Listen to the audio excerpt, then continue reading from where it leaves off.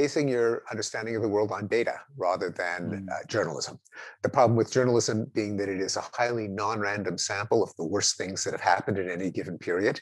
It is an availability machine in the sense of Amos Tversky and Daniel Kahneman's availability heuristic, namely our sense of risk and danger and prevalence is driven by anecdotes and images and narratives that are available in memory. Whereas since a lot of good things are either things that don't happen, like a country at peace or a city that has not been attacked by terrorists, which almost by definition are not news, or are things that build up incrementally, a few percentage points a year and then compound, like the decline of extreme poverty, we can be unaware, we could be out to lunch about what's happening in the world if we base our view on the news. If instead we base our view on data, then not only do we see that many, although not all things, have gotten better, not linearly, not without setbacks and reversals, but in general, a lot better. And it also, paradoxically, because as I've also cheekily put it, progressives hate progress. But the best possible case for progress, that is for striving for more progress in the future, for being a true progressive, is again, not to have some kind of foolish hope, but to look at the fact that progress has taken place in the past. And that means, why should it stop now?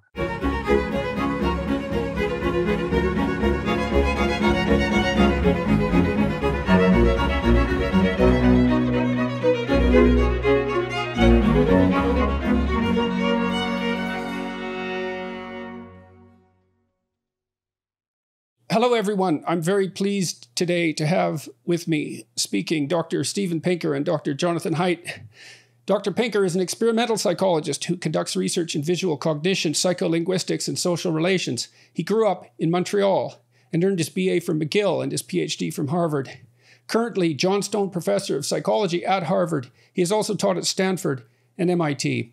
He's won numerous prizes for his research, his teaching, and his books, including The Language Instinct, How the Mind Works, The Blank Slate, The Better Angels of Our Nature, The Sense of Style, and Enlightenment Now. He's an elected member of the National Academy of Sciences, a two-time Pulitzer Prize finalist, a Humanist of the Year, a recipient of 9 honorary doctorates, and one of Foreign Policy's World Top 100 Public Intellectuals, and Time's 100 Most Influential People in the World Today. He writes frequently for the New York Times, The Guardian, and other publications. He's publishing his 12th book, September 28th, 21 this year, September 28th. It's called Rationality, What It Is, Why It Seems Scarce, and Why It Matters. Dr. Jonathan Haidt is a social psychologist at NYU Stern School of Business. His research examines the intuitive foundations of morality and how morality varies across cultures, including the cultures of American progressive conservatives and libertarians. Haidt wrote The Happiness Hypothesis, Finding Modern Truth in Ancient Wisdom, The Righteous Mind, Why Good People Are Divided by Politics and Religion, and The Coddling of the American Mind, How Good Intentions and Bad Ideas Are Setting Up a Generation for Failure. He co-authored that with Greg Lukianoff. The last 2 books each became NY Times bestsellers. At NYU Stern, he's applying his research on moral psychology to business ethics, asking how companies can structure and run themselves in ways that will be resistant to ethical failures. He's also the co-founder of heteroxacademy.org, a collaboration among 2,500 professors working to increase viewpoint diversity and freedom of inquiry in universities. He has a forthcoming book, 3 Stories About Capitalism, The Moral Psychology of Economic Life, expected to release in 2022. Thanks, gentlemen, very much for agreeing to talk to me and to each other today. Looking forward to a wide-ranging and intense conversation. So Jonathan, we haven't talked for about 2 years, I guess. That's right. I've always been a great fan of your research, especially research on disgust and other moral sentiments. I'm kind of wondering what you've been up to recently. So maybe you can start us off. Sure. So after I moved to Stern in 2011, I'd been at the University of Virginia. I got interested in how moral psychology doesn't just explain why our politics is so messed up. It also explains a lot of conflicts about economics and business. And so I saw left and right unable to understand each other's views of business and capitalism. And I thought I'd write a book on it. And I got a book contract in 2014. And I went off to Asia to do research for the book. And I came back and I was all ready to write when the universities blew up at Halloween 2015. And I had just co-founded Heterodox Academy. And then I got hijacked into a lot of, the Coddling the American Mind stuff. And that basically occupied me for 3 or 4 years. The Capitalism book was due in 2017, and finally I have a sabbatical. I've got to write it. If I don't write it now, I don't know when I ever will. But it's basically about how to think about economics in a way that gets you out of the moralism. Maybe a theme that I'll explore today is how moralism messes everything up, at least about trying to figure out what's going on or trying to do research. What do you mean by moralism? Moralism is if you look at things in a framework not of true versus false, but of right versus wrong, bad versus good. Once you put on that frame, Tyler Cowen has a quote somewhere in a TED Talk. He says, we think in stories, but as soon as you put a good-evil story, as soon as you interpret things in terms of a good-evil story, your IQ drops by 10 to 15 points. And I think that's right. It seems like kind of like a case of overgeneralization in some sense, right? You want to discuss a narrow issue, assuming consensus on everything you're not talking about. And then if you transfer that into let's say, a mutual elaboration of both your characters on the scale of good and evil, all it does is make things exceedingly complex. That never works in a marital argument, for example. For example, that's right. Right. We had a rule in our relationship, my wife and I, that we would try to argue about the narrowest possible thing in the given argument, right? To stop it from expanding ever outward and potentially turning into a characterological attack. Yeah, that's a good way. Sounds like a good rule, because at a certain point, arguments become all-out war, where the goal is not you lose all touch with truth, and your goal is to win. And strangely, you win in ways that alienate the very person you're trying to persuade, because so much of our argumentative ability is actually intended for an audience. We're really, really good at making our case, even though it often doesn't persuade the other person, but because we evolved for moral grandstanding in very intense social groups. And that's a little foreshadowing of how I hope we'll talk about social media. So you see that as... Go ahead, Dr. Pinker. Well, I'm going to add something to John's point. Having looked at data on violence on historic scales in my previous book, Better Angels of Our Nature, I have a somewhat cheeky paragraph that says the world has far too much morality, by which I meant far too much moralization, alluding to the fact that history's greatest bloodbaths were not caused by greedy dictators feathering their own nest, accumulating palaces and harems. They were moralistic crusades. Yeah. They were people committing violence because it was not only permitted but obligatory in service of a higher cause. A lot of bloodthirsty dictators were ascetics, and they were not motivated by greed. They were motivated by what, in their own eyes, was morality, which we could call moralization. It doesn't mean we should also all be amoral psychopaths. There is such a thing as morality, but moralization, the psychology of the moral sense, which John has done so much to illuminate, can be a source of immorality judged objectively. Okay, I'm gonna Google cheeky paragraph Steve Pinker too much morality. There we go. So, Stephen, in your book, Enlightenment Now, and other works, you've been tarred and feathered, so to speak, as an optimist. I mean, you make the case that things are improving, and there's a number of public intellectuals who make the same sort of argument. Bjorn Lomborg, for example, and Matt Ridley, Marian Tupy, all have detailed ways that the world has improved dramatically especially over the last 30 years, but certainly over the last 150. And yet we seem to be polarizing terribly at the moment. And so what do you think is driving that, given that, arguably things are better than they have been? Yeah, I tend to try to squirm out of the optimist pigeonhole, because I'm not arguing for looking on the bright side and seeing the glass as half full, but rather just basing your understanding of the world on data rather than journalism. The problem with journalism being that it is a highly non-random sample of the worst things that have happened in any given period. It is an availability machine in the sense of Amos Tversky and Daniel Kahneman's availability heuristic, namely our sense of risk and danger and prevalence is driven by anecdotes and images and narratives that are available in memory. Whereas since a lot of good things are either things that don't happen, like a country at peace or a city that has not been attacked by terrorists, which almost by definition are not news, or are things that build up incrementally, a few percentage points a year and then compound, like the decline of extreme poverty, we can be unaware, we could be out to lunch about what's happening in the world if we base our view on the news. If instead we base our view on data, then not only do we see that many, although not all things, have gotten better, not linearly, not without setbacks and reversals, but in general, a lot better. And it also, paradoxically, because as I've also cheekily put it, progressives hate progress. But the best possible case for progress, that is for striving for more progress in the future, for being a true progressive, is again, not to have some kind of foolish hope, but to look at the fact that progress has taken place in the past. And that means, why should it stop now? We know that it's possible.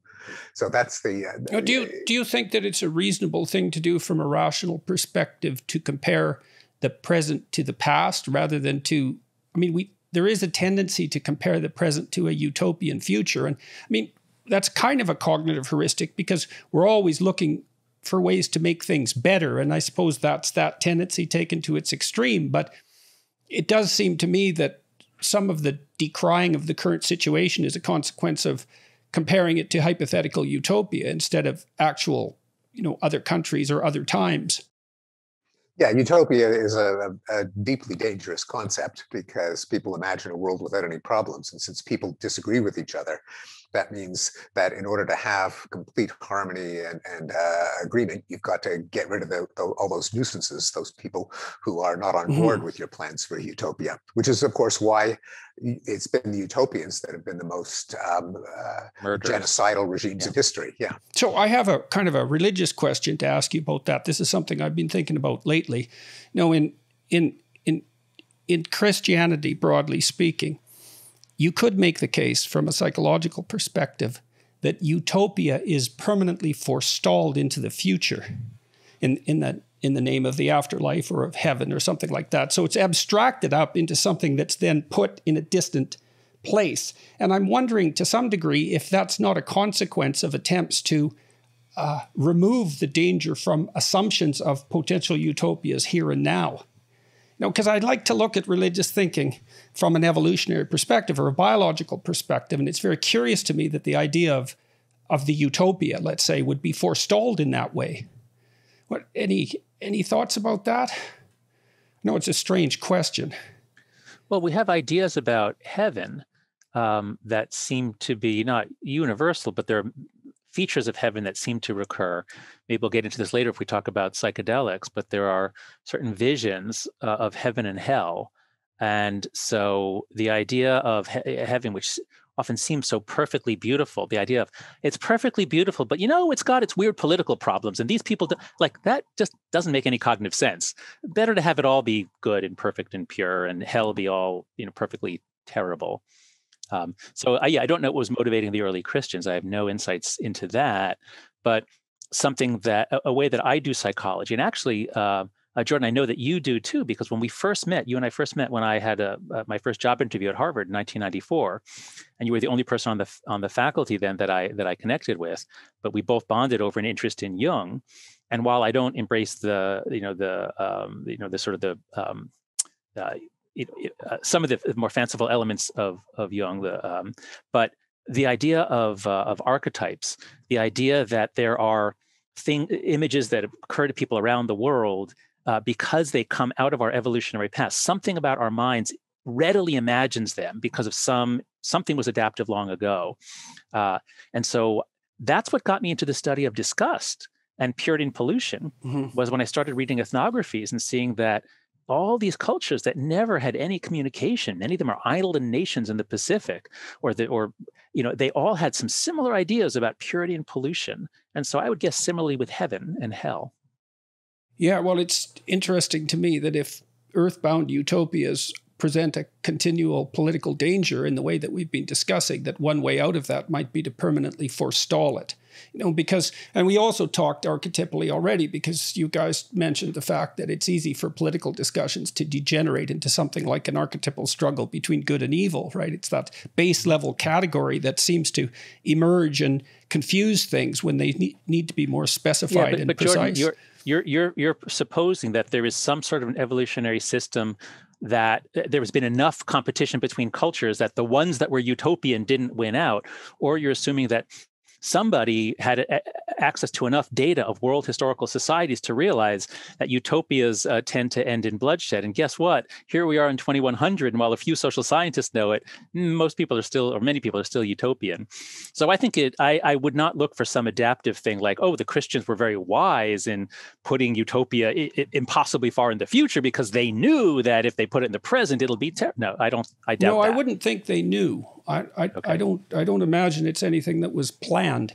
It just strikes me that the idea is so prevalent, that utopian thinking is so prevalent, that it might be necessary to develop a psychological mechanism to make its existence safe. I was thinking in some sense the same thing about ideas of God, because, and I don't know what you guys think about this, but it seems to me that it's possible that if there isn't a place in society for something like an ultimate value, then that degenerates down to the political level and starts to contaminate it.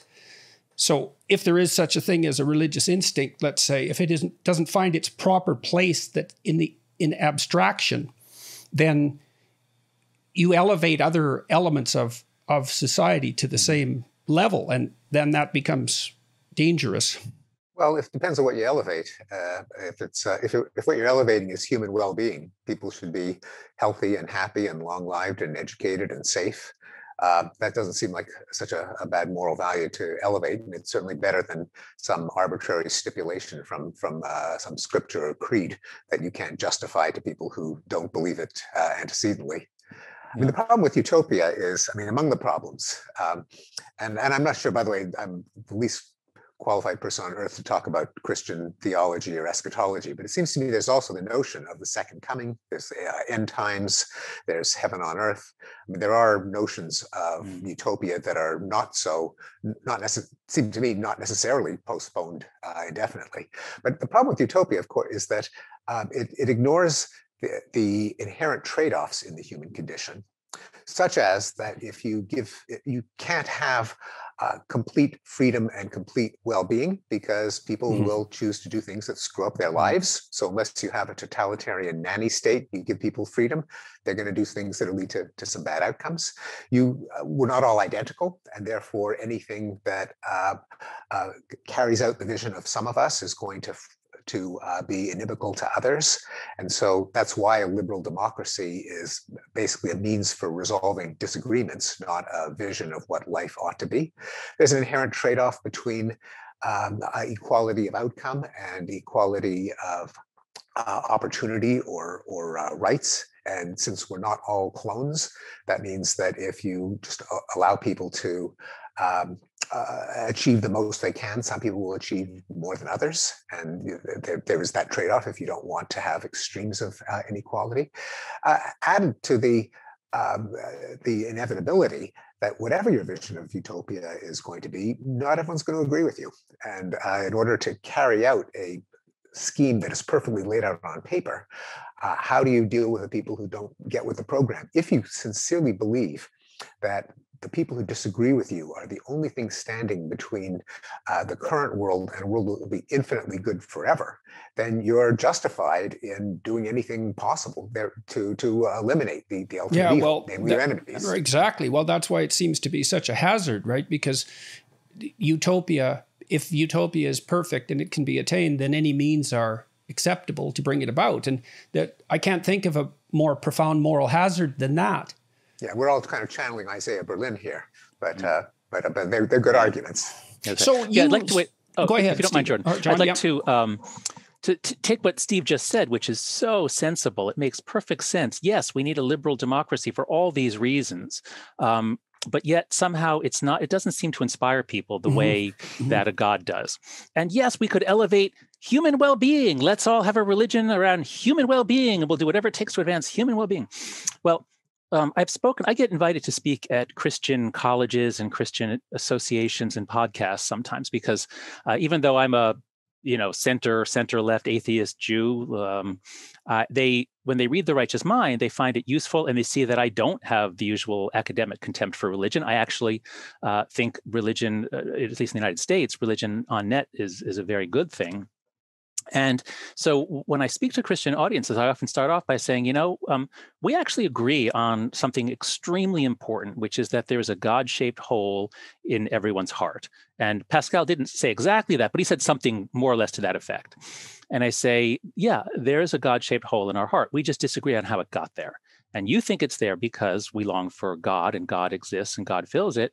I think I'm a naturalist. I think we evolved to be religious. And I tell that story in The Righteous Mind, how we evolved for sacredness and gods and how gods have evolved culturally. And so I think central to our conversation here, or rather we're having this academic conversation in the context of a country going insane with bad religions. And by bad religions, what I mean is people have found something that fits the hole. And so it's deeply satisfying, but it makes them behave in ways that are incredibly destructive to a liberal democracy. Whereas the older religions at least went through a process of evolution, especially those that made it in a free country like America. They tend to be kind of nice. And so I would bring that perspective. Okay, so I want to comment on that a bit. I mean, one of the things I've been struck by talking to Lomborg and Ridley and Marian Tupy about the idea of human well-being, which is obviously something that anyone sensible would support, is that it is very, very difficult to make it inspiring. And I think there are probably two reasons for that. One is this God-shaped hole that John was talking about seems to perhaps indicates that that ideal that you mentioned, Stephen, needs to be embodied in something like a personality for it to fit properly rather than for it to be an abstract idea that might be more motivating for people who are highly rational and intellectual. And so it isn't obvious to me how an ideal of, say, incremental progress towards well-being, which might be regarded as a prime Enlightenment sentiment, can be fashioned in some sense so that it fulfills the psychological requirements that Jonathan was describing. Yeah, so I have another, if I can allude to another cheeky passage toward the end of Enlightenment Now, I say, well, do we need to have men in colored shirts saluting posters of John Stuart Mill and secular humanist preachers rolling back their eyes and pounding a copy of Spinoza's Ethics on the pulpit? Hear, hear. So, well, maybe we do. Yeah. But on the other hand, and I find there's some irony in here, me defending the plasticity of human belief and values, given that I'm a pretty staunch advocate of the concept of human nature. But what fills that God-shaped hole is it's pretty variable. I mean, it was certainly, there's nothing in human nature that says that it had to be filled with the notion that if you accept that a guy who was nailed to a cross 2,000 years ago died for your sins, and the foremost of which was when Adam and Eve, ate from the fruit of the fruit of the tree of knowledge. I mean, that's not an intuitive idea. That was an idea that we had to have acquired. We also know that despite the prevalence of religious belief, there's an awful lot of the world's population that does not believe in any deity. The population of China, for example, a large proportion of the population of Western Europe.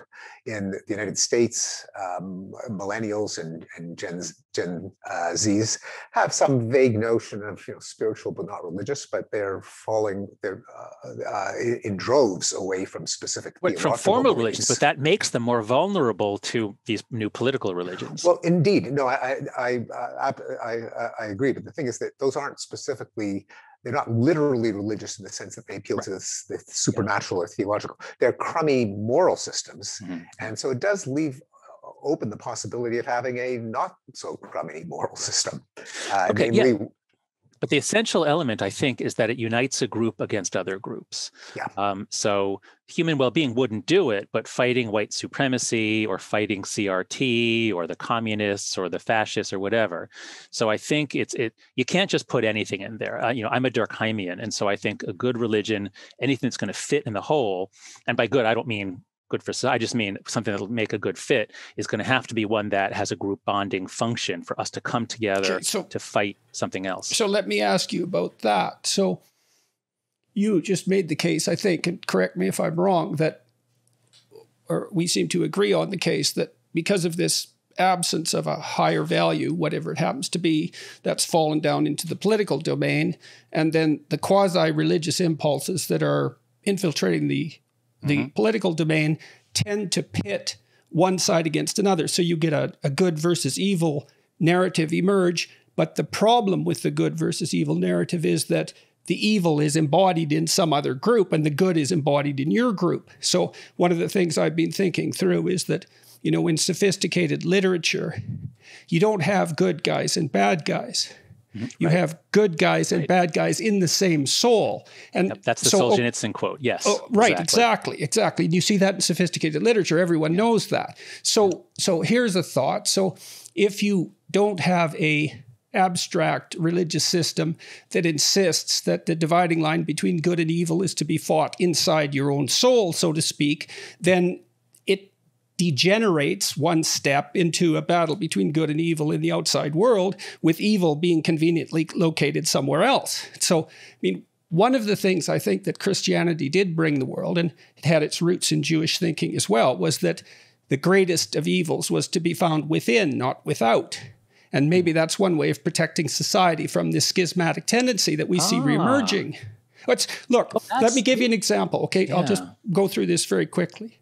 So, in the book of Genesis, in the story of Adam and Eve, you have evil located as a snake, right? So it's a predator. It's the predator in the garden, and predatory snakes were hell on primates. So there's plenty of evolutionary reason for that. But then you can imagine, so there's an insistence in Judeo-Christian thinking that the snake in the garden is Satan, which is a very odd idea. I tried to think that through. I thought, okay, snake as predator, other person as predator, group as predator, soul, inside your soul as predator. It's increasing psychologization of the idea of predator because, when we were animals, like other animals, we were preyed upon by straightforward predators and then by other people and then by other individuals. But then we figured out that battle was within. And if it isn't occurring within, then is it necessary that it is transferred to something that's occurring without?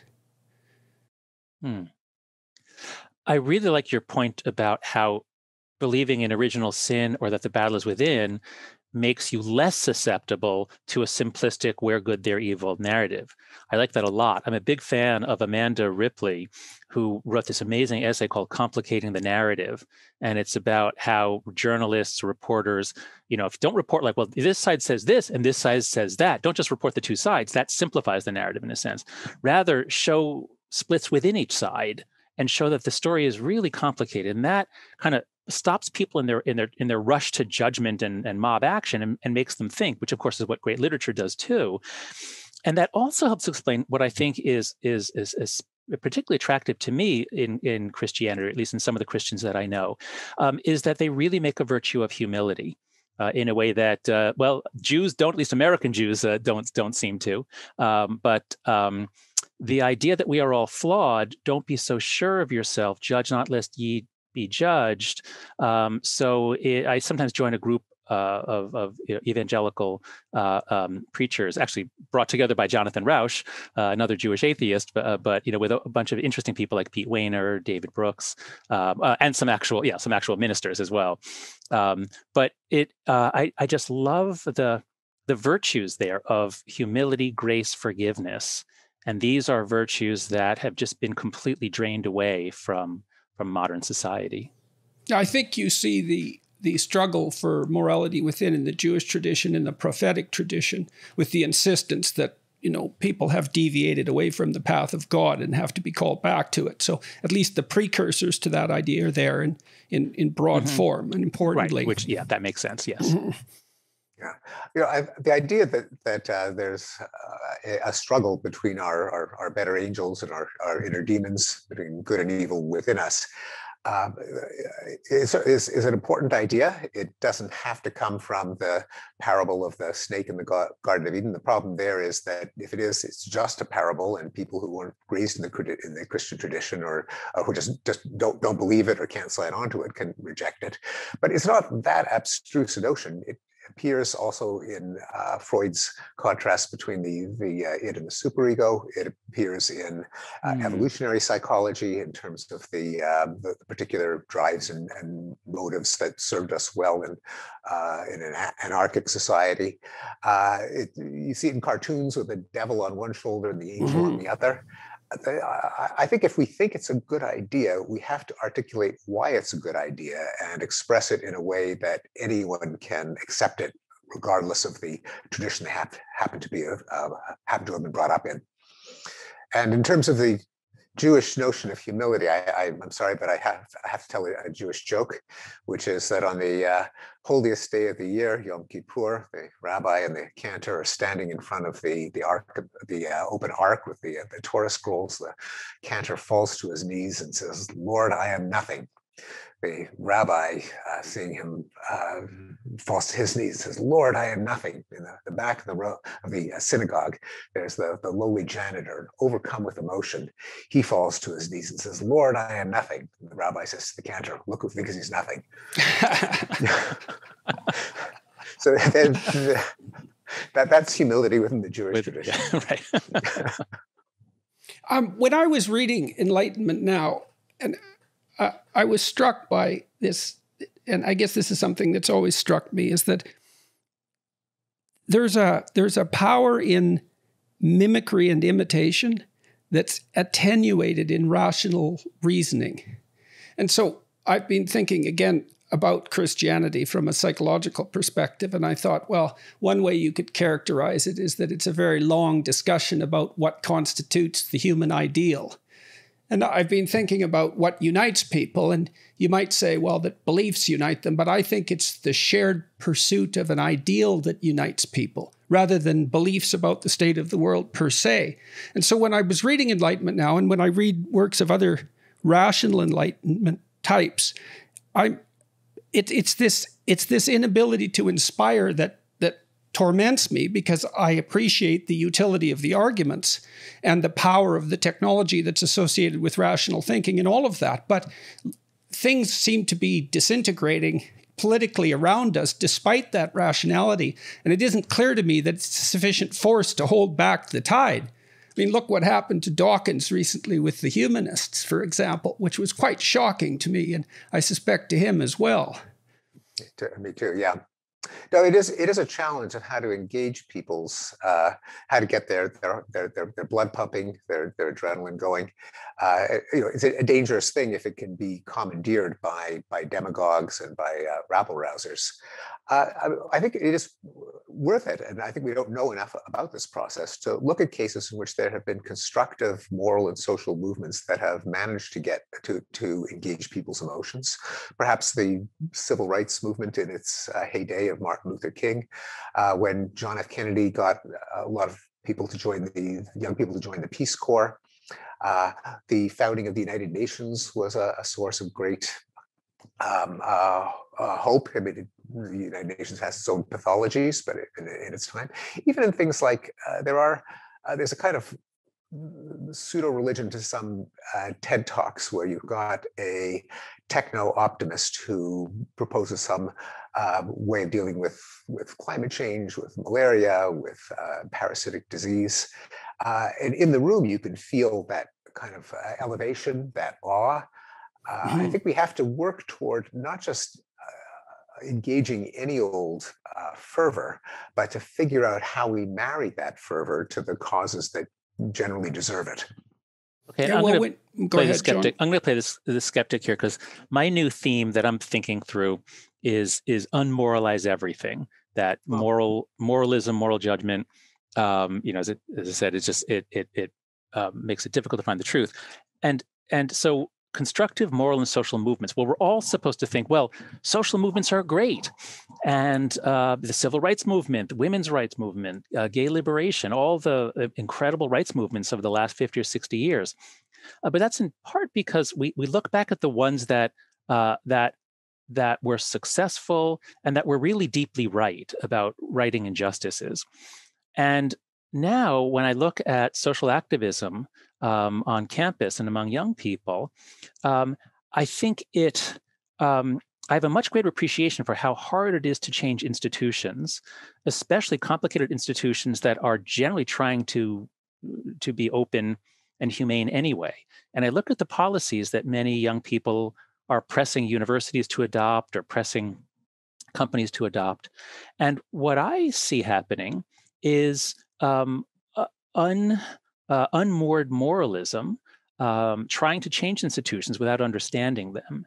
And I'm beginning to think that social activism may on net be a negative thing to the extent that now it is governed more by the social dynamics of social media and self-presentation than by any real study of a problem and attempt to come up with something that would work.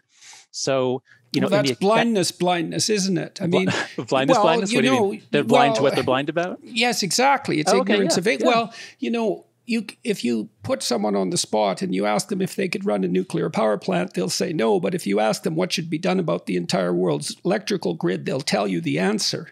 Mm-hmm. And that's a good example of not decomposing the problem down into units that could actually be addressed intelligently.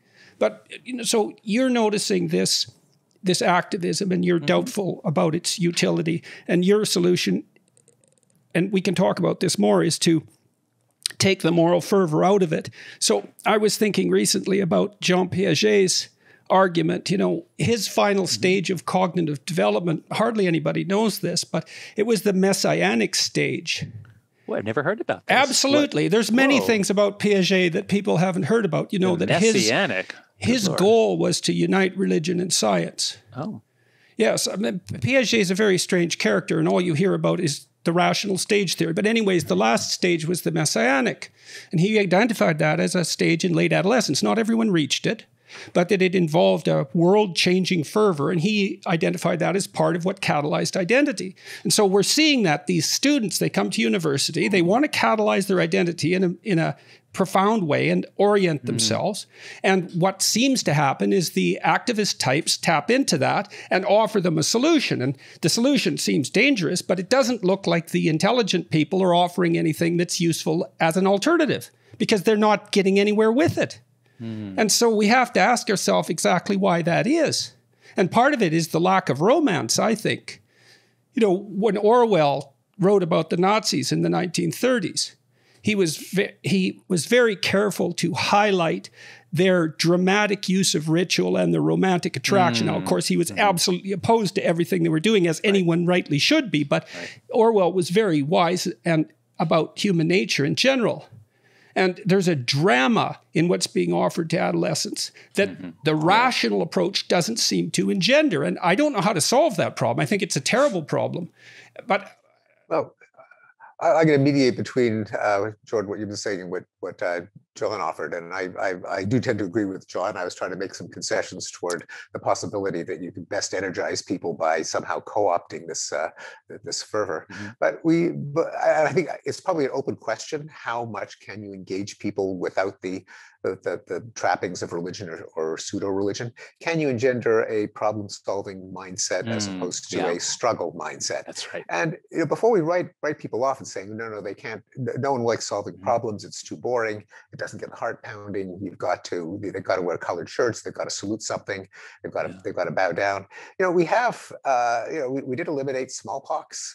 We've drastically reduced the amount of warfare, partly because of John and Yoko and Peter, Paul and Mary, but also because of much more practical treaties and organizations.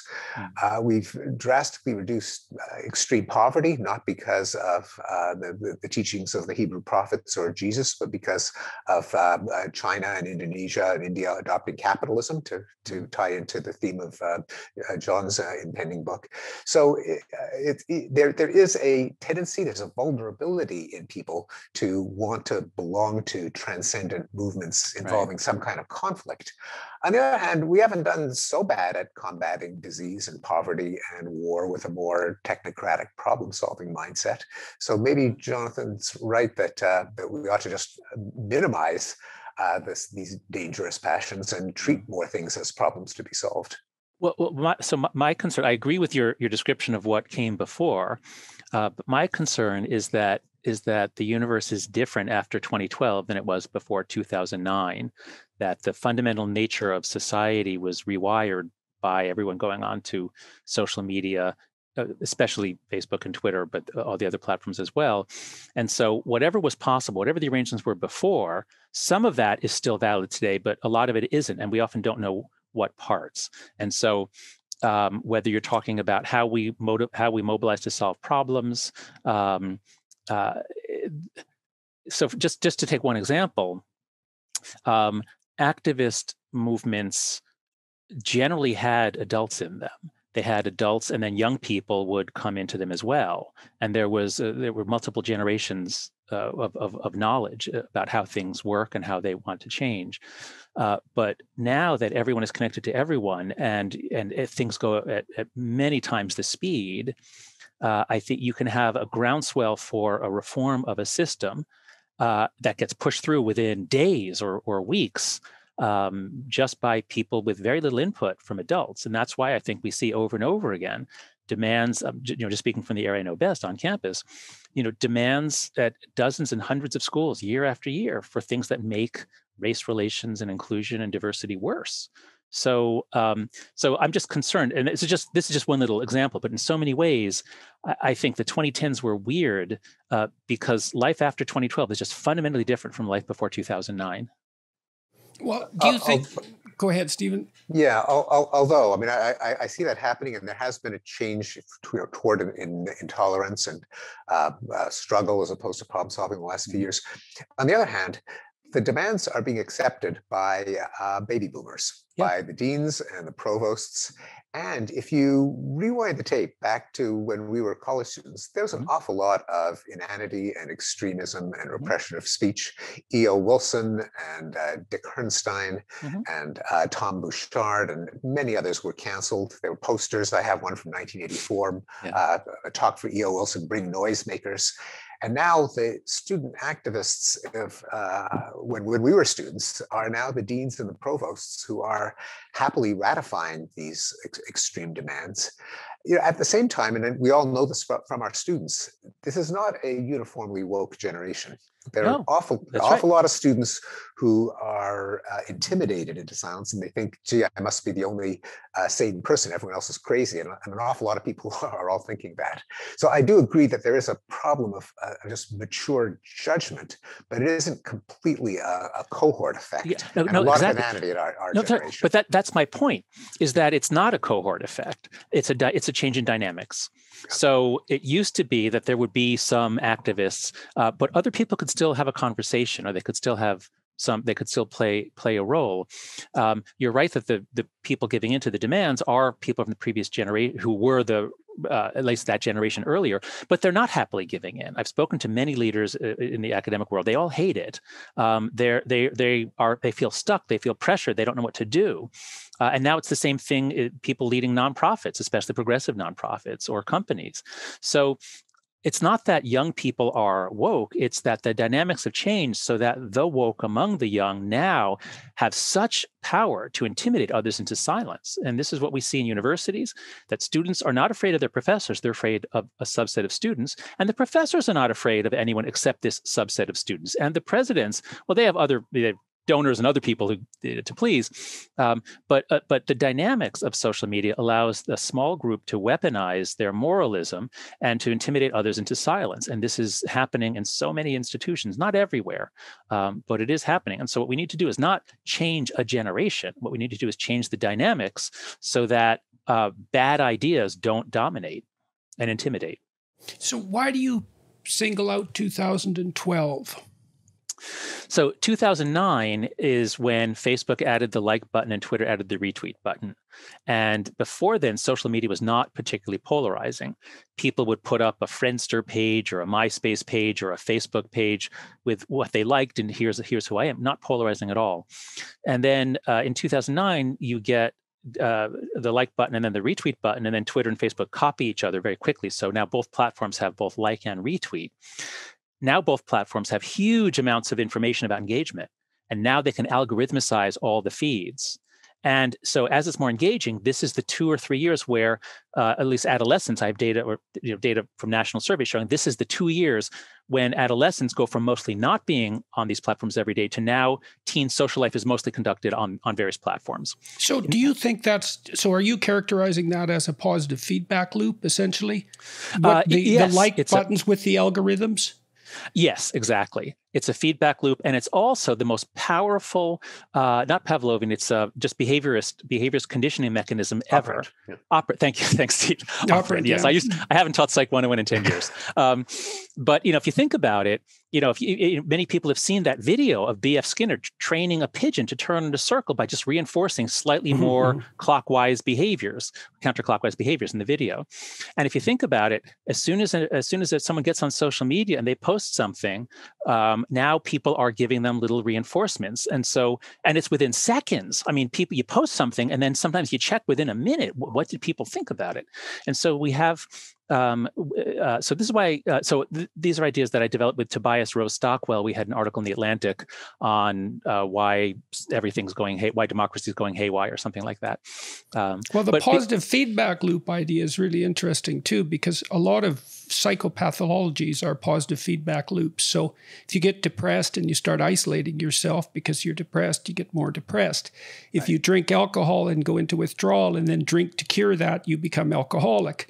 If you are agoraphobic and you avoid, you get more afraid. Like a lot of psychopathological processes are positive feedback loops. And so the combination of the algorithm with the we don't know what these technologies are doing to us. We don't have a clue. We have no sense we have some whatsoever. Clues, and it's pretty much all bad.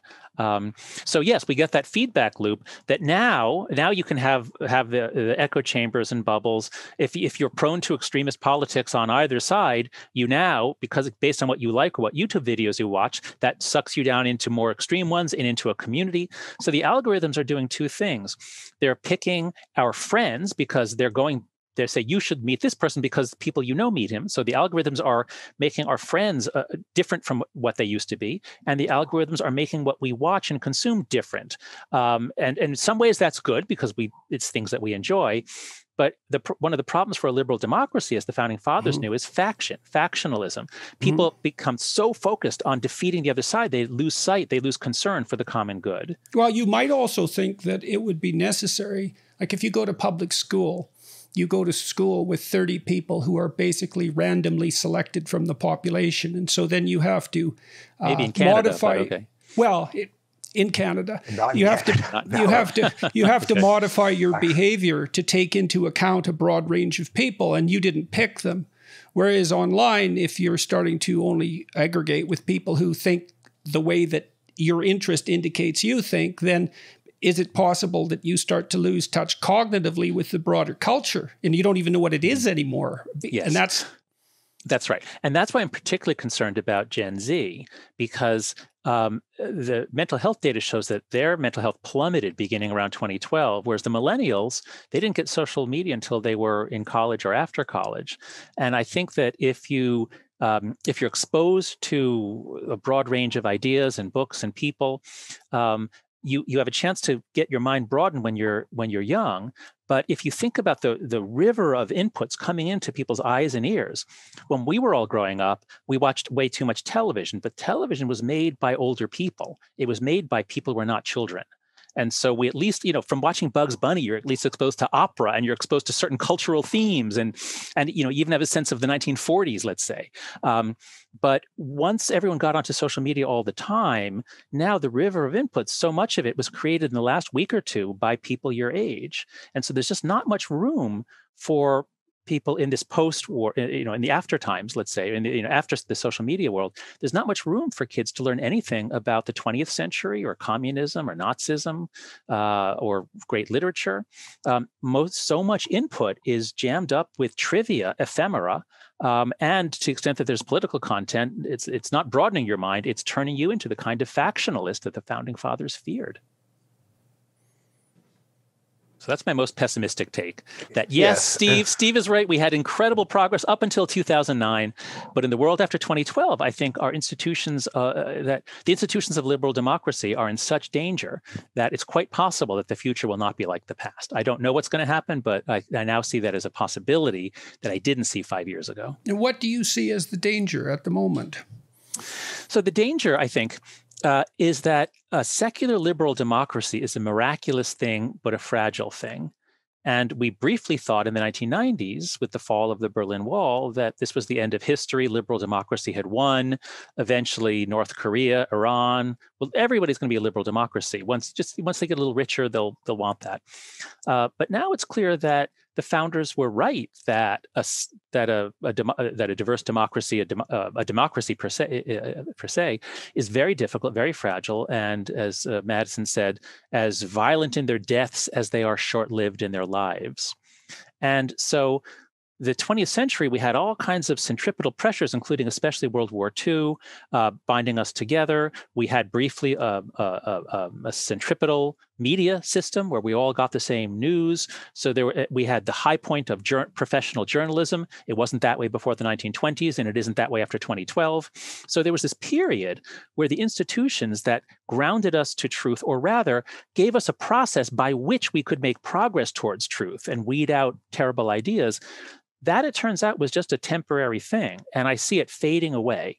And this is, so Jonathan Rauch has a book coming out in a week or two called The Constitution of Knowledge.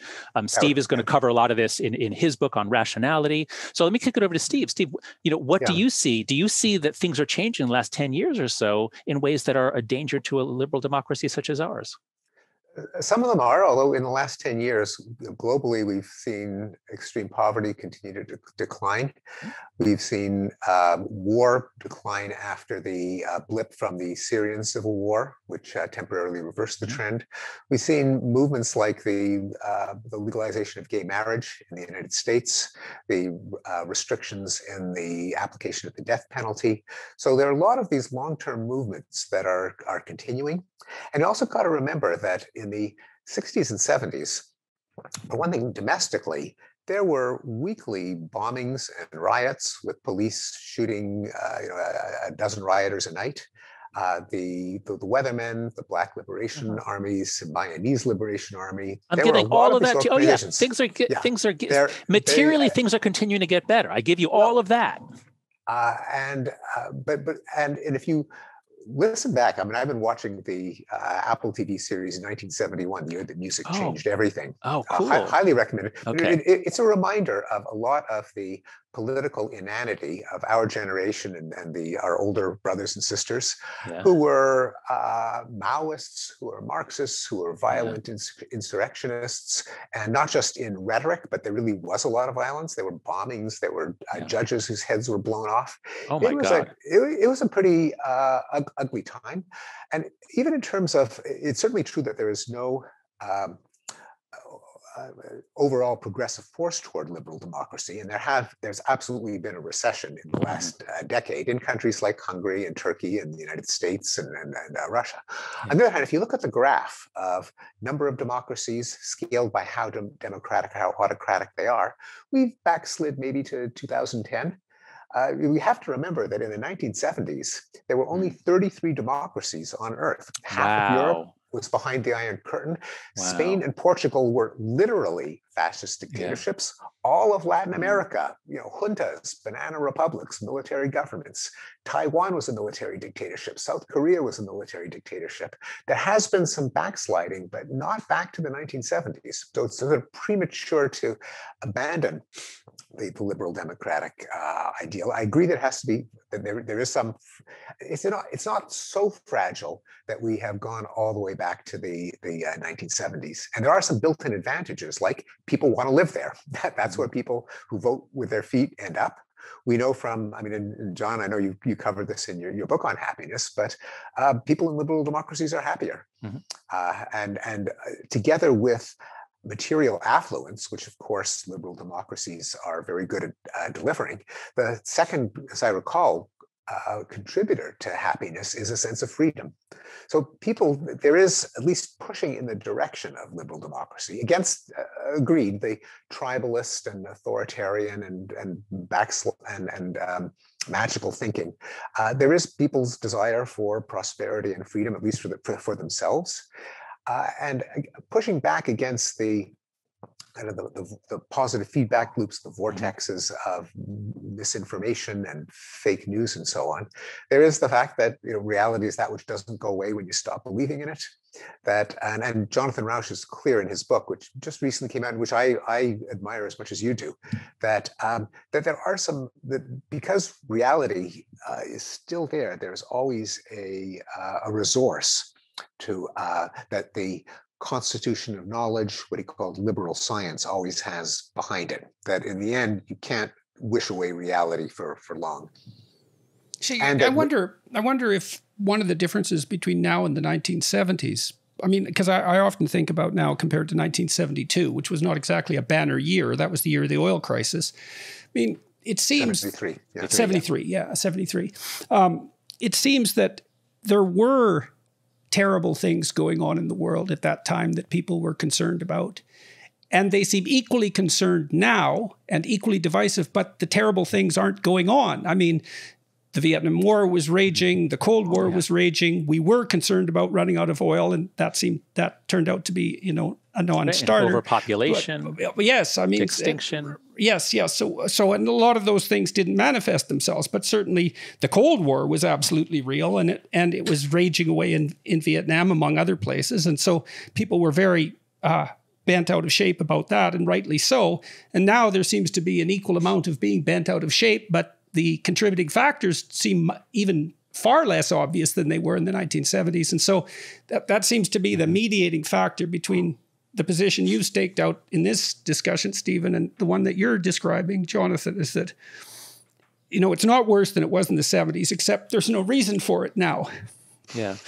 No, I totally accept Steve's points about progress and about how there are many people, particularly as he says, progressives who don't want to acknowledge that there's been progress. I don't deny any of that. I feel like we're just in the first stages of this new way of living, in which we won't be able to find truth. The processes that let us find truth have decayed in ways that might make the future different from the past. And so if you look at what is happening in journalism, and many people now, not just people on the right, but centrists and others are saying the New York Times is just not as reliable as it used to be, since it's committed itself. I heard a discussion, I think Andrew Sullivan said something like there was a memo went around that we need to make race part of every story. So if the New York Times has this dual telos, all the truth that's fit to print, or is it all the truth that fits our narrative we print? I mean, those are not the same. That's incoherence, and that's basically what's happened in some of the social sciences as well. And so you have to either have the whole institution committed to this really, really difficult thing, which is advancing towards truth, disposing of falsehoods, using only imperfect, flawed, motivated individuals as the units, and creating a process that nonetheless gets you closer to truth. And we've done it in universities, we've done it in juries, in the court system, the legal system, and we've done it in high quality journalism. And now we need truth. We need that truth, but we also need the truth that unites us, right? I mean, what's the truth that unites us? Well, I'm trying to make sense of all the arguments that you're putting forward. I mean, one of the things that's happening, you pointed out, is that we're factionalizing. And each faction has its own representation of reality. Right. And back in the heyday of journalism, and it wasn't just journalism, because there was all sorts of central institutions that people trusted fundamentally. Right. And so those institutions were oriented towards the truth in principle, but they also united people. And so now you could say that one of the consequences of this remarkable technology that's put us all online is that, and this is part of what's undermining journalism, and that is everything has fragmented into 1,000 narratives or 10,000 narratives, and they all find their own community. And so it seems that the problem of truth has two elements then. What's the truth, and how is it that we share that across ourselves so that we can be united as a country or a state or whatever level of community you choose? Okay, I would just be wary of saying the truth that unites us as if we all need to believe one truth. I would rather say, if there is a possibility of finding truth, then at least we can have our disagreements within some realm of sanity where we might actually resolve problems or fix problems or make these massive advances on social problems. Once the ability to find any kind of truth goes away, then it's not that we're not, we can't unite around something. So, if you think about when 9/11 happened, within a week, we pretty much, there was common agreement about what had happened. Planes were sent by al-Qaeda whenever we figured that out. And there were conspiracy theories that it was an inside job by Israelis, but those were fringe freak theories. Nobody really believed them. America came together and supported a response. Now, of course, George W. Bush abused that and took us into Iraq on false premises. We came apart. But if 9/11 were to happen tomorrow, do you think that we would have a shared understanding of what happened? I don't. And in fact, it kind of did. We had the pandemic a year and a half ago, and it could have been a way to bring us together to solve this massive problem that we all faced. But in America, at least, we quickly split into crazy factions. Yeah, well, I should say, crazy conspiracy theories on the right. The left wasn't conspiracy theories, but the left was the woke problem, where certain things, certain things couldn't be said, and and especially the one of the worst things that the institutions that are tasked with creating knowledge. One of the worst things they did was they said, no, you can't get together at church. No, you can't get together at a Trump rally. Oh, but Black Lives Matter protests? Yes, go ahead. And so so the right was already so skeptical. And once the epidemiological community did that as a community, they put out a statement, boom, no more trust in the establishment. And that has killed a lot of people, because if not for that, there would be a lot less skepticism about vaccines. I completely agree with John, and that's one of my favorite examples. The other one, of course, being that that if you discuss the possibility that SARS-CoV-2 originated from a lab leak in Wuhan, that shows that you're a racist. You're a racist, right? Right. And so that was censored and inhibited until it just burst out about a month ago. But completely agreeing with John that our institutions for finding the truth constantly need defense. They go against a lot of features of human nature. And then I just want to caution against thinking that it was that much better in the past. I mean, one of my favorite quotes is that the best explanation for the good old days is a bad memory. And this includes, by the way, the New York Times. And there is a sort of subversive book by Ashley Rinsberg, came out a couple of weeks ago, called The Gray Lady Winked, going over the history of the New York Times coverage of world events, which forget all the news that's fit to print. They downplayed the Holodomor, the terror famine in Ukraine under Stalin. Their Berlin chief during the 1930s was a Nazi who constantly apologized for the Nazi regime. The coverage of Fidel Castro in the 50s amplified the strength of the guerrilla movement. The weakness of the Ngo Dinh regime in South Vietnam, leading to the CIA-inspired coup, may have been inflated by New York Times coverage. There's actually a history of activism. Thank you for that. I didn't know that. And here's another way of looking at it. Again, I don't want to be to take on the optimist role too thoroughly, because I agree with John. A lot has gone wrong in the last few years. Again, the constant vulnerability of the institutions of liberal democracy and truth-seeking. But where was I going with this? The best explanation is a bad memory. Yes, right. And the problem with an aphorism is that it makes you forget what the original point was. But it was a good aphorism. But it's a good aphorism. Well, we were talking about the New York Times and about the fact that it's never been what it was, and you walked through that, and and the Oh yes, fragmented. here's one. Okay, now here it was. Okay. Okay, and one I don't want to say it's a note of hope, that is that it will inevitably get better, but rather it's pointing a way to what we ought to do if we want it to get better, which we may or may not succeed at. Right. Which is that every new medium opens up a kind of a wild west of apocrypha, of a carnival of nonsense. This happened with the printing press, the printing press, and with the mass production of newspapers and pamphlets and radio. There was massive plagiarism. Newspapers in the 19th century reported the discoveries of sea monsters and miracles and revivals of the dead and all kinds of nonsense. And it took a while for it to settle into norms that would allow people got fed up with the nonsense. They did gravitate to the more reliable sources, but it took a while for those norms and fact-checking mechanisms to be implemented. And online, we have seen the social media companies belatedly try to keep people out of those positive feedback loops, those rabbit holes.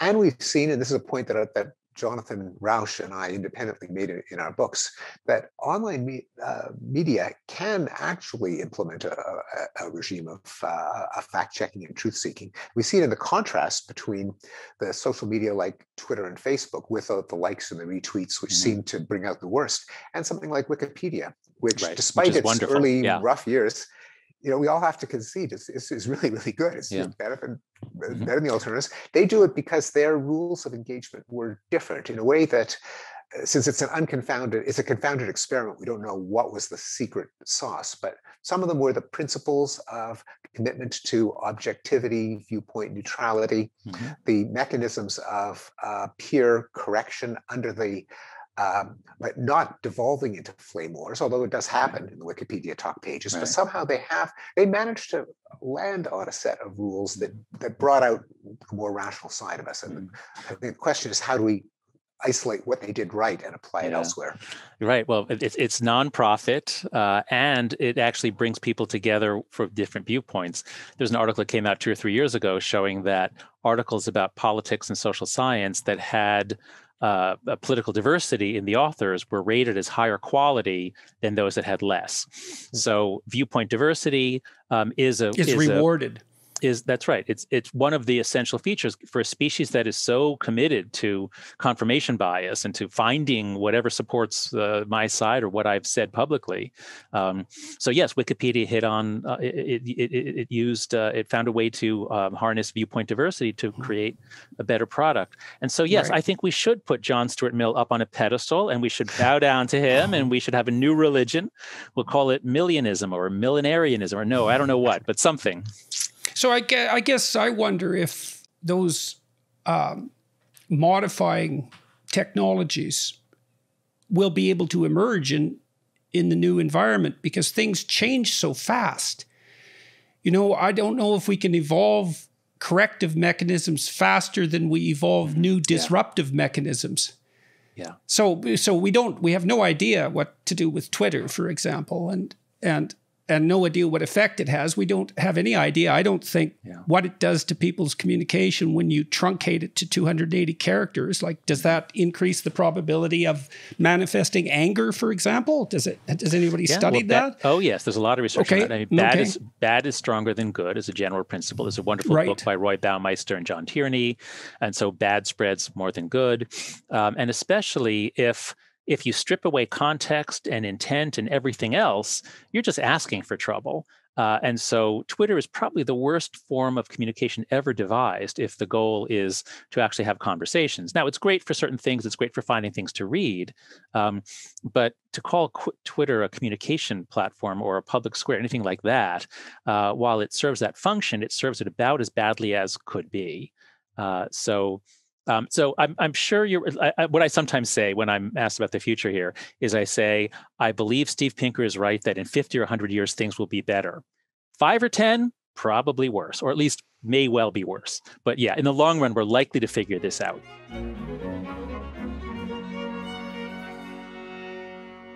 Okay, so we're going to say goodbye to Dr. Pinker at the moment. Thank you very much for agreeing to talk with us today. I appreciate that. And best of luck with your new book. Hopefully we'll talk to you again in the fall when it comes out. Very good to see you. Nice to see you, John. Nice to see you, Jordan. You too. Bye. So let's start by talking a little bit more about the righteous mind. Okay. And I'd like to know more about your conceptualization of, religious instinct, religious impulse, something like that. It's like, how do you view that? And why is it that you've been asked to talk to gatherings of religious people, for example? Yeah.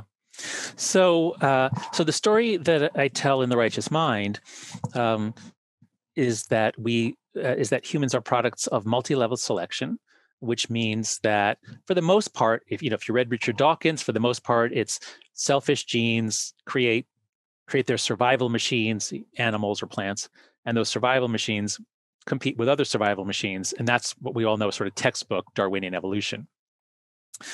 But while I love Dawkins' writing, I love the selfish gene, he for some reason says that plants and animals are the vehicles that the selfish genes travel on, but groups are not. He just says groups can't be. He just rules that out, if I remember correctly. And for most species, that works great. But for bees, for example, it obviously doesn't work. For bees, it's obvious that the unit isn't the individual bee. It's the hive where the queen is the ovary. And the argument that I make in The Righteous Mind is that humans show signs of some group level selection. That is, we're primates. We're like chimpanzees and bonobos in a lot of ways. But we have this ability to lose ourselves in something larger, to become completely unselfish, to sacrifice for the group. That is unlike any other animal that is not genetically 50% or more shared genes with all the other animals in its group.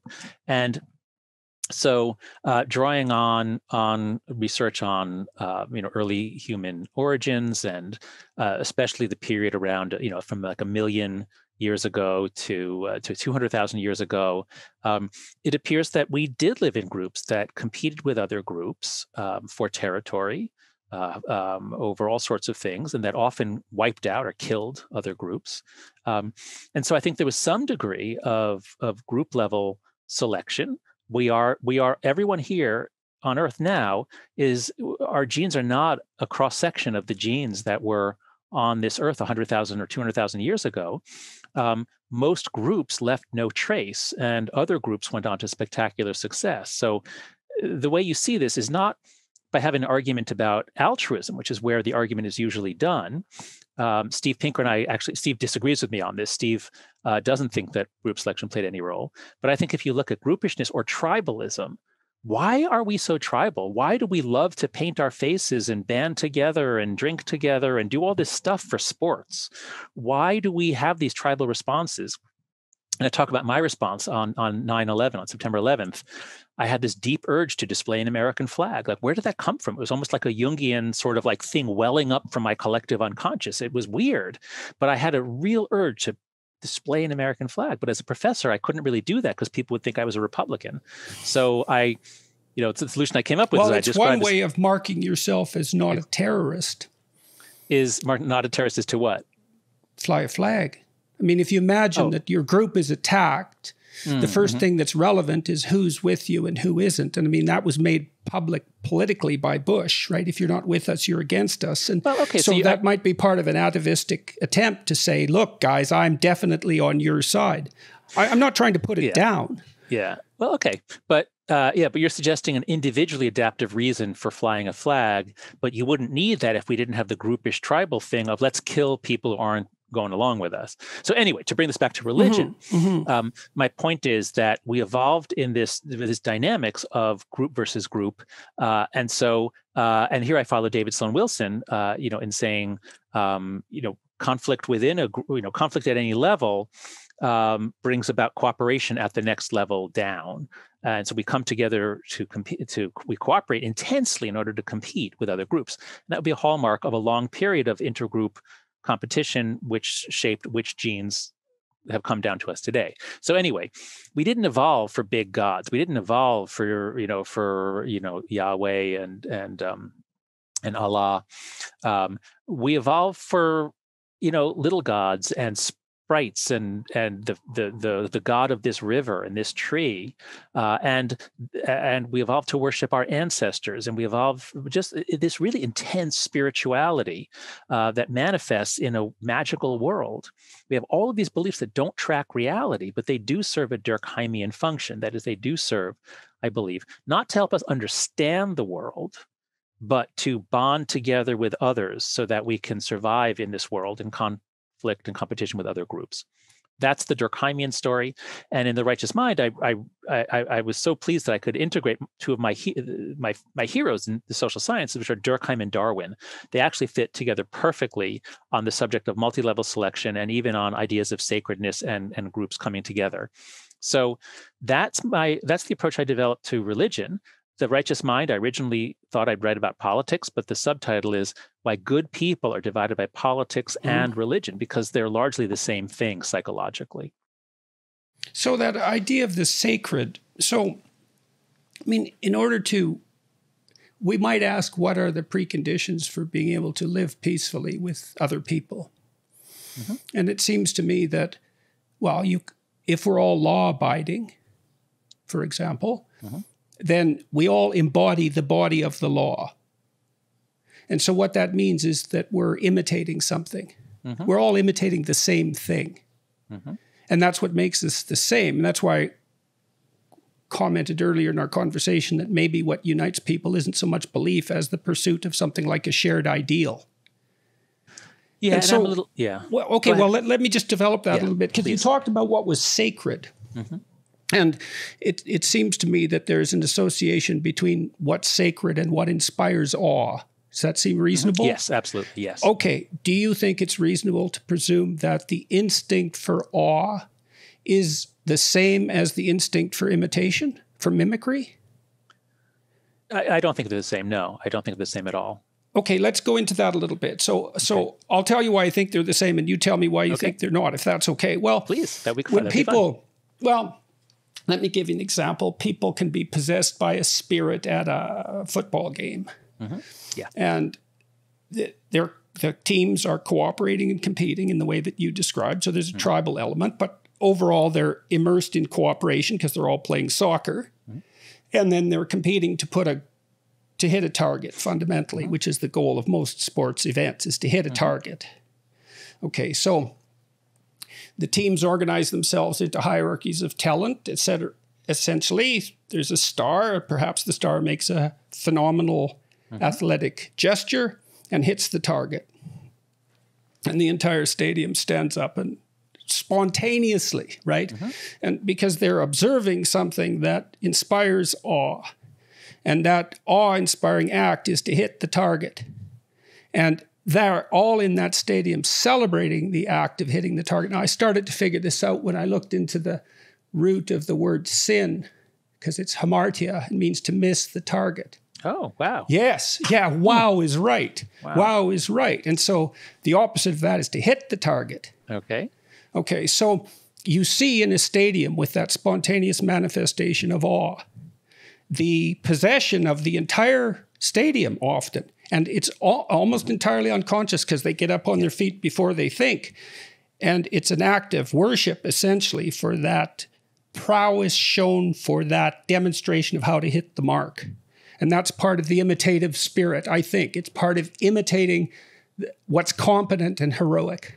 Okay, so I disagree with that analysis because I'm a Durkheimian. What would Emil Durkheim say about that? Is it that people are so amazed at the skill with which that guy kicked a ball into a net? I don't think so. Sports events of the kind you describe, that never happens with soccer in the United States. For us, it's more football and sometimes basketball. But of the kind you describe, it's the pleasure, and anybody listening to this can probably think of times when they either sung in a choir or played in a band or played on a sports team, and you have that feeling of really becoming one. That is a I would say, a quasi-mystical or mystical experience. It's a sort of a loss of self emerging into something larger. Yes. That's my argument about this higher and lower level, the level of the sacred and the level of the profane. And Durkheim describes those are Durkheimian terms. He uses those terms. We can briefly enter the realm of the sacred. And if you're going to go see a football game, would you rather have an excellent view of the game alone in a room with an excellent screen, or maybe even just an excellent window? Or would you rather be part of the whole crowd that does the wave? I mean, think about the wave. No, I agree with you. People spontaneously figured out how they could become a superorganism. Yeah, so, no, I'm not disagreeing at all. And I do think look, there's a collective element of that worship that's exactly in keeping with what you're describing. And it does unite people. Yes. In the imitation of a spirit, in exactly the same way that they're united in a concert or when they're playing in a band. I think those are all manifestations of the same thing. And so I'm not saying that it's only individual by any stretch of the imagination, because there'd be nothing that would unite. See, in the stadium, they're united around that. Right. Okay. So let's focus on imitation here. I guess the reason I disagreed with you is that imitation is such an important human ability for learning. The fact that we, and here I draw from Joe Henrich and others, their approach to cultural evolution, Joe's book, Why Humans Cooperate, and The Weirdest People in the World. And for humans, the nature of the game is not who has the biggest, strongest, or the biggest teeth. It's who learns the most, who learns the best. And we have all this optimization for learning fast. And imitation is a big part of that. So we do imitation, but we do selective imitation, and we figure out who should I imitate. So that would be a sort of a lower level, ubiquitous, crucial human ability that we have, has nothing to do with religion, nothing to do with awe. But then I think we can bring our accounts together by saying, now then we also have this thing about we're able to come together in larger groups to pursue common interests, especially in competition. And as we do that, we use our imitation abilities. We draw on our imitation abilities. And so religious worship, actually it's always puzzling me. In Judaism, you daven, you bow, but it's not in sync. So that one is, I think, a little different. Often you sing, you sway in harmony. You do what everyone else does, and so that's to atone. The davening is to atonement. Oh, at one mint. Yes, absolutely. Yes. So let's go back to imitation. Okay. So okay. So look, when a son acts out a father when he's playing house. He doesn't imitate his father, by which I mean you could observe the father walking across the room and making certain motions, and the son by no means precisely duplicates those motions.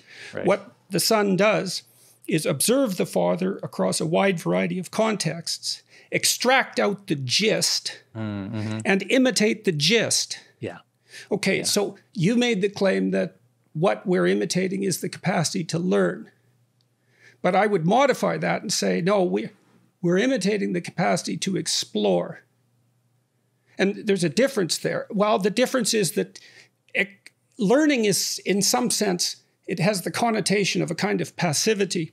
Whereas, did you ever see that medieval drawing of the sky all covered with stars and the man on the edge of the earth with his head poking through the firmament? Does that bring a bell? No, actual medieval drawing or a modern cartoon? Yes. No, it's a medieval drawing. It doesn't matter, but it's to boldly go where no one has gone before. Yeah. In the modern parlance. Well, there's a narrative that drives that, and that's the thing that's imitated. And I think all of those collective manifestations of immersement in the sacred that you're describing are opportunities for people to collectively engage in attention to and elevation of something like that.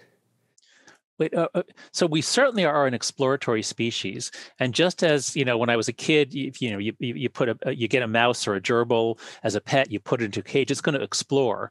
So mammals are many of them are very explorative. Human children are too. Is that what I'm sorry, you're saying this is what religion is somehow related to our exploratory instincts? What do you mean? Yes, that it's a manifestation of our attempt to abstract out what the essential element of that is. So, for example, in Christianity, I think the faculty that's elevated to the highest degree is logos. And of course, that's translated into logic by the Greeks, but that isn't exactly all it means. It means more like exploratory, communicative endeavor, but also with a tremendous emphasis on the truth. And I traced that development back, for example, into Egypt and into Mesopotamia. And the Egyptians worshipped the eye, Horus's eye. And that's the attentive eye. It's not rationality precisely. It's the ability to see what's in front of you. It's the opposite of willful blindness. And the Egyptians characterized it as such because the god of Egyptian attention, Horus, was the antidote to Osiris. And Osiris was the blindness of the state. He was the state and the blindness of the state. The Egyptians had that all figured out. And in Mesopotamia, the highest god, Marduk, he had eyes all the way around his head. And he spoke magic words. And he was the victor of a battle between a whole sequence of gods, competition between gods, that was likely the abstracted result of competition between tribes and their own, local religions. Because monotheism seemed to emerge like that. Imagine all these tribes with their local gods. They come together. When they come together, the gods fight, so to speak. And then over some immense period of time, they arrange themselves into something approximating a hierarchy. And whatever is the ultimate principle that the cultures, assuming they didn't destroy each other, derived, starts to take place. So you see, each of these local gods is an element of an ideal. And as they struggle across time, the ideals arrange themselves according to whatever principle generates ideals, and something emerges at the top. The question is, what is it that always emerges at the top? There's a pattern, and it's the thing that we imitate. That's the crucial thing. Wait, I'm sorry. What emerges out of the top? Give me an example. The ideal. Well, I can give you an idea. I'll give you an example, okay? You tell me what you think about this, because it's expressed in all sorts of ways, because it can't be articulated, not fully. Okay, so you see Byzantine cathedrals. The dome is the sky. Okay, the cathedral's a cross. Right. The center of the cross is the central point of being. Okay. You look up at the sky, and there's a picture of Christ as Pantocrator, as creator of the world. Okay, what's the idea? And he's in gold. There's a halo. The halo is like the sun, and gold is a noble metal, right? It's pure and incorruptible. So that ties into that disgust issue that you've made so much of. Right. The logos idea is the idea that truthful speech brings about the best kind of reality. It's something like that. And so that's elevated. So you think, well, look, we imitate. We imitate the gist. Well, what is the gist extracted out over thousands of years?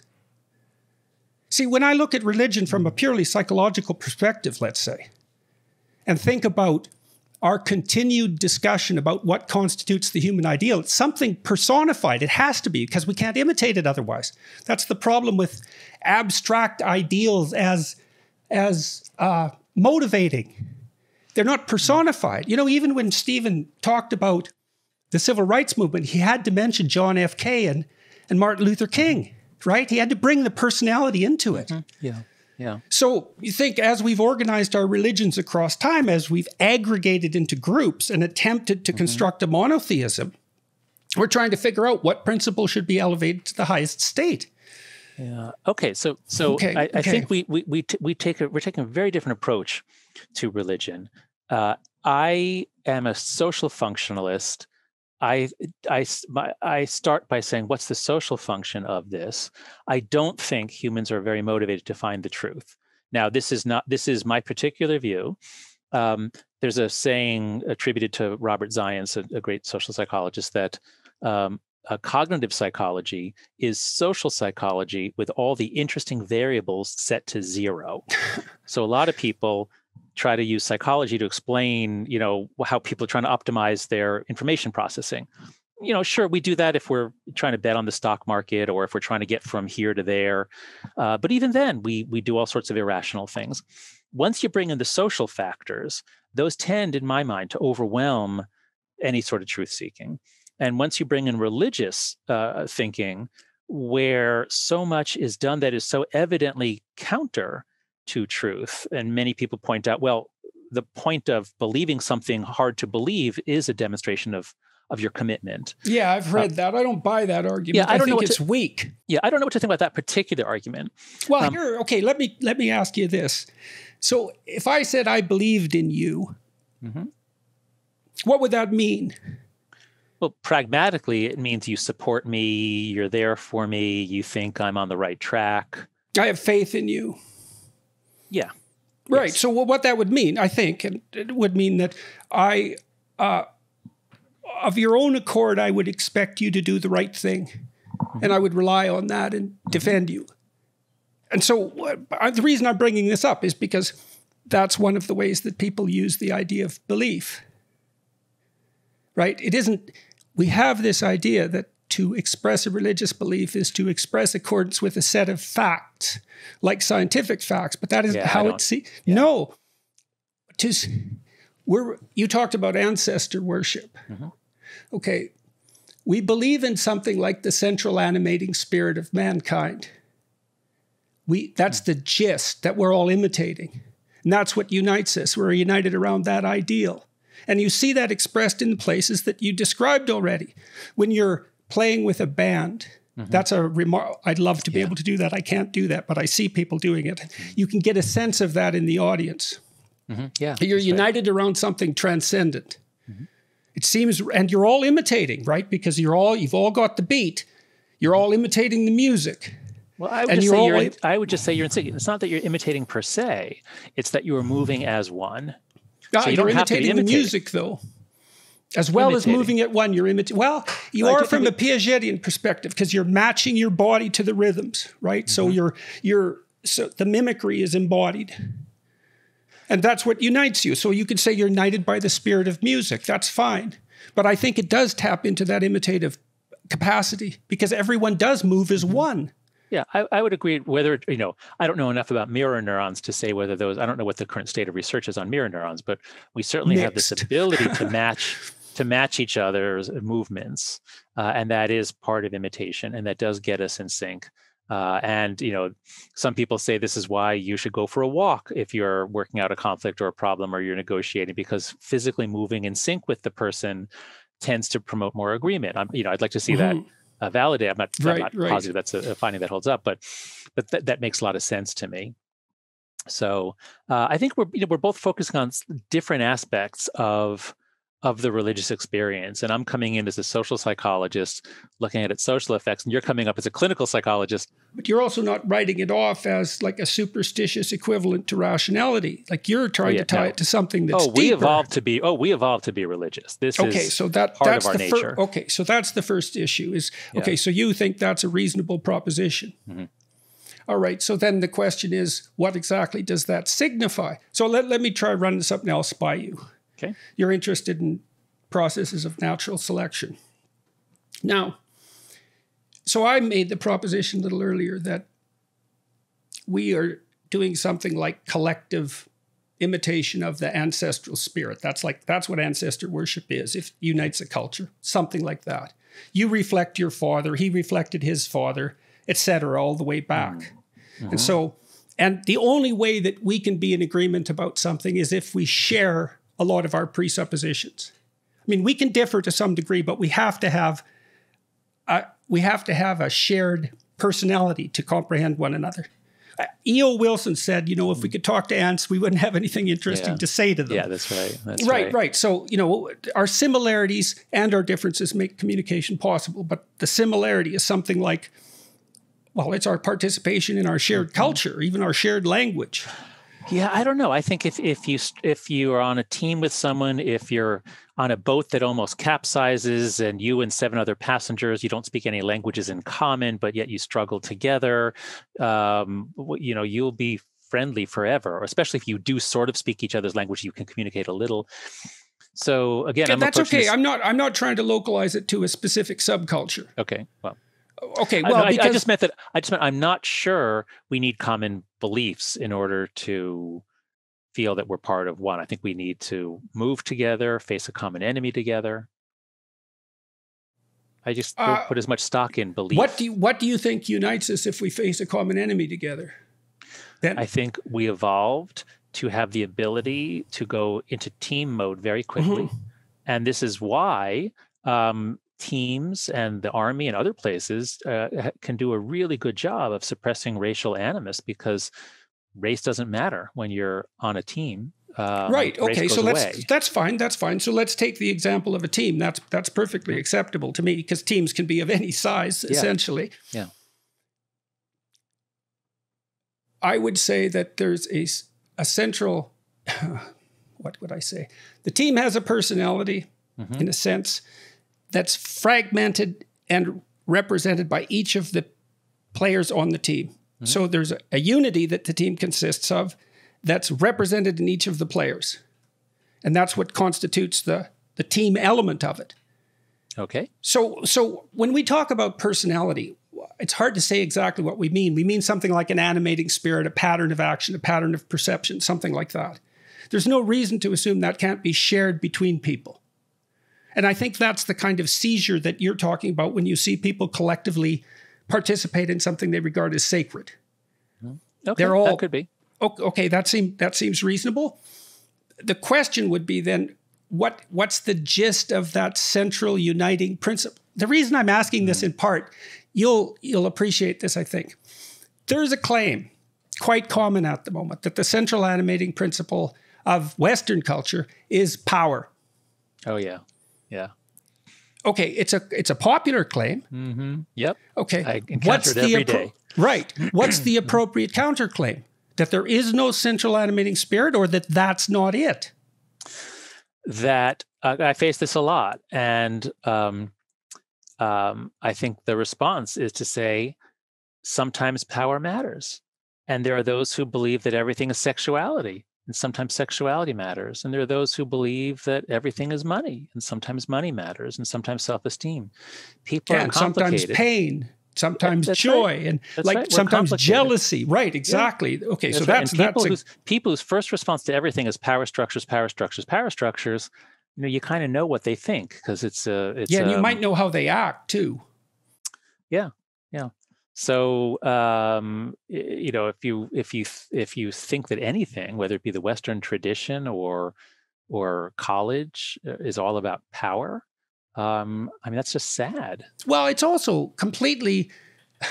I've thought this through, and then I thought about all the people that I've admired in my life who were successful. And so those would be people that I'd like to imitate, or at least I respect. And that seems to be a reflection of something like, a low level of awe. They weren't admiration. They weren't driven by power. That's right. They were driven by competence and generosity. That's right. And there you go. And so this is actually one of the hallmarks of a religion is people are committed to something that's obviously not true on its face. And the people who are really committed to this religion, that everything is power, this sort of Michel Foucault religion, they even interpret family life as being about power. That my relationships with my kids is primarily about my power. I mean, that's just bizarre. And marriage. Yeah, that's right. Because I'm a man and my wife's a woman. Therefore, I must be motivated to have power over my wife. And I must feel something in common with other men because we're all men. We're all trying to maintain the power structure. I mean, this is far wackier than saying there was this guy and he was killed and he came back to life 3 days later. I mean, this is just a matter of faith. And so the fact that it is intruded so deeply into the academy now, again, not in most departments, but in, some of the departments that you and I both know, this is the religion. Everything's about power. Yeah, well, we don't seem to have been able to put forward a very good counterclaim. But I think it's as we were talking about with Steve, the good counterclaim is something which you have to sort of reason through, and it's about process more than any particular person, and we need equal treatment in front of the law, and we need all these things, and it's not as inspiring. Oh, yeah, but there's another problem with it too. It's not like I don't have sympathy for that viewpoint, and there's nothing wrong with a reasoned argument. But look, whatever's at the bottom of the woke movement is critical of the processes of reason themselves. Right? Because everything is white supremacy. Well, everything is up for grabs, at least. Right. So it's a radical critique of Enlightenment thinking. It's also an attempt to identify Enlightenment thinking specifically with Western European thinking, which I think is a great mistake, but it doesn't matter. I don't think that it isn't obvious to me that those merely rational responses are going to do the trick. No, in general, not. But something that I've begun to think a lot about is the importance of specifying the institution or the domain before you say anything else. And so we can talk about, will a rational argument persuade people? And if we're talking about like on planet Earth, or just, out on the public square, your odds are not very good. And so the trick to having a good society is one in which there are domains within which people have a set of, be it professional norms or norms about how we do things. And so the norms in a college seminar class should be very different and much more generous and much more about building on each other's arguments and critiques than it is on Twitter. And part of what's changed, part of why I keep saying the world is so different after 2012 than it was before 2009, is that social media knocked down all the walls between different domains. And now the norms of the norms within which a reasoned discussion among people who have basic respect for each other and are tied together, at least as fellow students or fellow jury members or whatever, when that goes away and everything is just the public square, well, then, we're not really able to have reasoned conversations anymore. So what do you think? So you attribute what's happened since 2012 fundamentally to technological transformation. Is that the case? Yes, there were a variety of trends that were building already, but those included technological changes like the emergence of cable TV in the 1980s.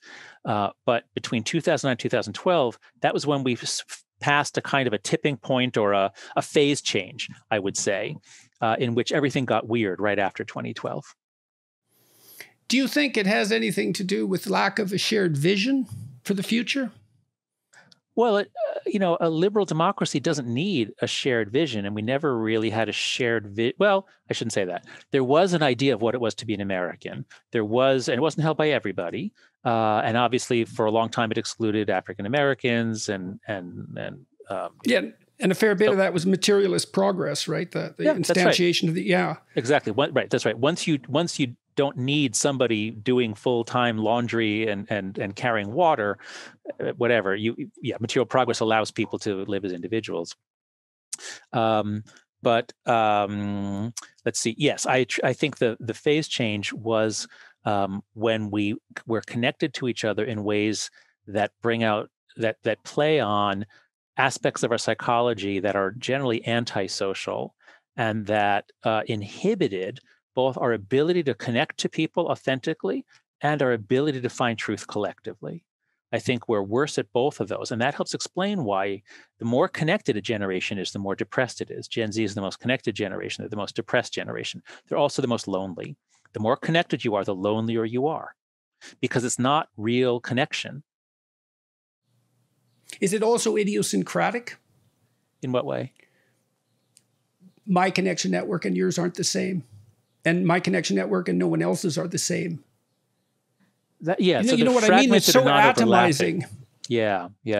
So I think so I believe that we are ultra social creatures. We evolved in groups. Mm-hmm. In a sense, we broke out of the hive in the 19th century, 20th century with prosperity. We could live alone. We have individualism.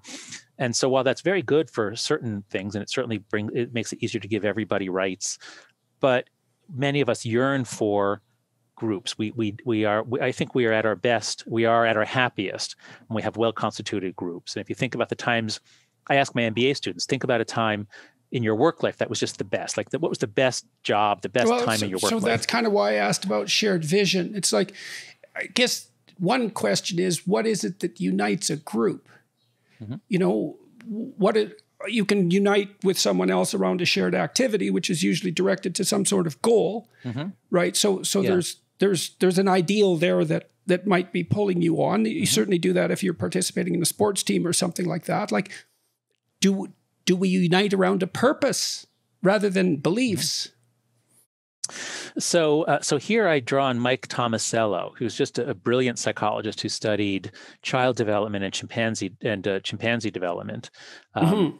And he shows the great human innovation. I cover this in chapter 9 of The Righteous Mind, is shared intentionality. Right. So if you have two chimpanzees and and there's like a log, and they could carry the log over to the wall and tilt it and climb out. They're smart. As individuals, they could do that. But if it takes two to carry it, they will never, ever in a million years do it, because they don't have the ability to say, we are doing this thing together. Right. Well, but by two or three, kids do that. Yeah, we signal that with our eyes. Exactly. To a large degree, right? And they're even evolved for that.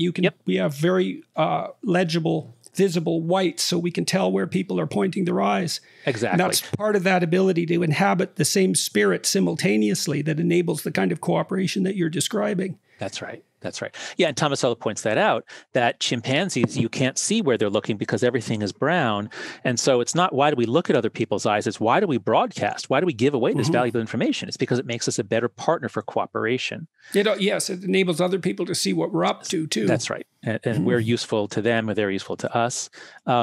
So I think that, and there's also this thing from Tubi and Cosmides about I forget, they had a catchy name for it, but it's like crises that you face together. If you're attacked by a neighboring group, or if you fend off a lion, that act of like your life is in danger, but you and three others did it together. Now you're really bonded. That's how you get really close friendships. And that, I think, is part of the reason why Gen Z is so lonely. The rest of us, until the 1980s or 90s, kids went out unsupervised, and we all got into scrapes. And my best friends, we all got, a couple times we had to run away from the police. A couple times somebody got hurt. How are we going to get them back to their mom? You go through scrapes together. That's what bonds you. I don't think you need a shared belief. I don't think you need a shared vision. I think you need shared activities where you are interdependent, you rely on each other. And that's why the Army works so well, or at least it didn't through the Vietnam War, but they really got serious about this, about race issues. In the 80s, I think it was. At any rate, so I guess you and we disagree. I mean, I'm sure you are thinking of cases that I'm not thinking of, where it's the shared vision that matters. But as a social psychologist, I think the shared vision is not necessary. It's really doing things together. Yeah. Well, I don't. It's not like I disagree with the idea of the necessity of doing things together. I'm always fascinated by this idea of gist, because we're so good at abstracting out the essence from things, And so you said, for example, that maybe you catalyze a friendship in a crisis. Yes, and a crisis indicates what's important when push comes to shove, so to speak. Yeah, that's right. Right. And so then you manifest self-sacrificing behavior in the face of danger, something like that. Well, I would say it's not what's important, it's who's important. It shows you who's important, who's on your team, right? But you're bound who's to. important would be willing to do that. Yeah. They put themselves at risk for you. Yeah. Something like that. So that's self-sacrificing behavior. Yeah, and it even happens in an office. Yeah, it does. It does. And even in an office, my kids love the office, and it's about the dysfunctions of office life.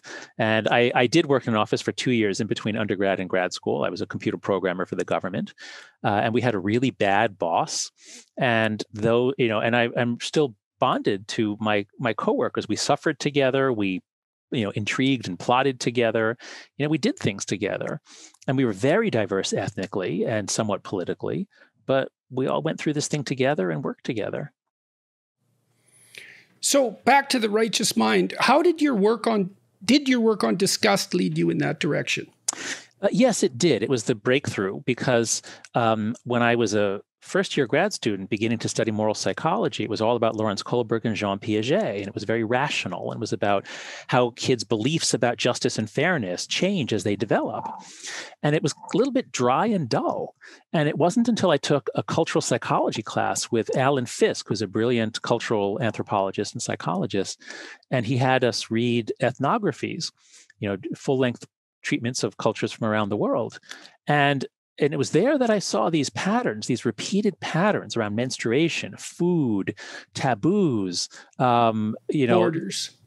Yeah, that's right. There are, and so that's what really showed me this. As I said, it's like a Jungian view. Like there's something in our minds that is coming out all over the world. Culture can't be just. We're not a blank slate. I wish Steve was still here. We're not blank slates. Cultures can't just teach you. From each according to his ability, to each according to his need. Like you can't teach that to people. That's the way we are in a family, but you can't make a whole society believe that because there are constraints. And it was studying disgust, purity, pollution, and then disgust with Paul Rozin, who happened to be at the University of Pennsylvania, where I was a graduate student. It was really studying disgust and sanctity and purity and religious practice around that. Why is the body so important in religious practice, except in modern Protestantism? And so that's what got me to look at this much more irrational stuff, to think about evolution in a certain way. And that led me to multi-level selection. So yeah, if not for disgust, I probably would have just been somebody studying relatively dry aspects of moral psychology about reasoning and fairness. Right. That takes you down into the emotional and the instinctual level. Exactly. That's right. Disgust is and there's a big debate in moral psychology. It's a very active, exciting field, but there are people who say, well, no, it's all about harm. Everything's ultimately about harm, and everything else is indirectly harm. And there are others who say, no, it's all about fairness. Everything is fairness. And I am an anti-parsimonist. That is, I do not believe in the pursuit of parsimony.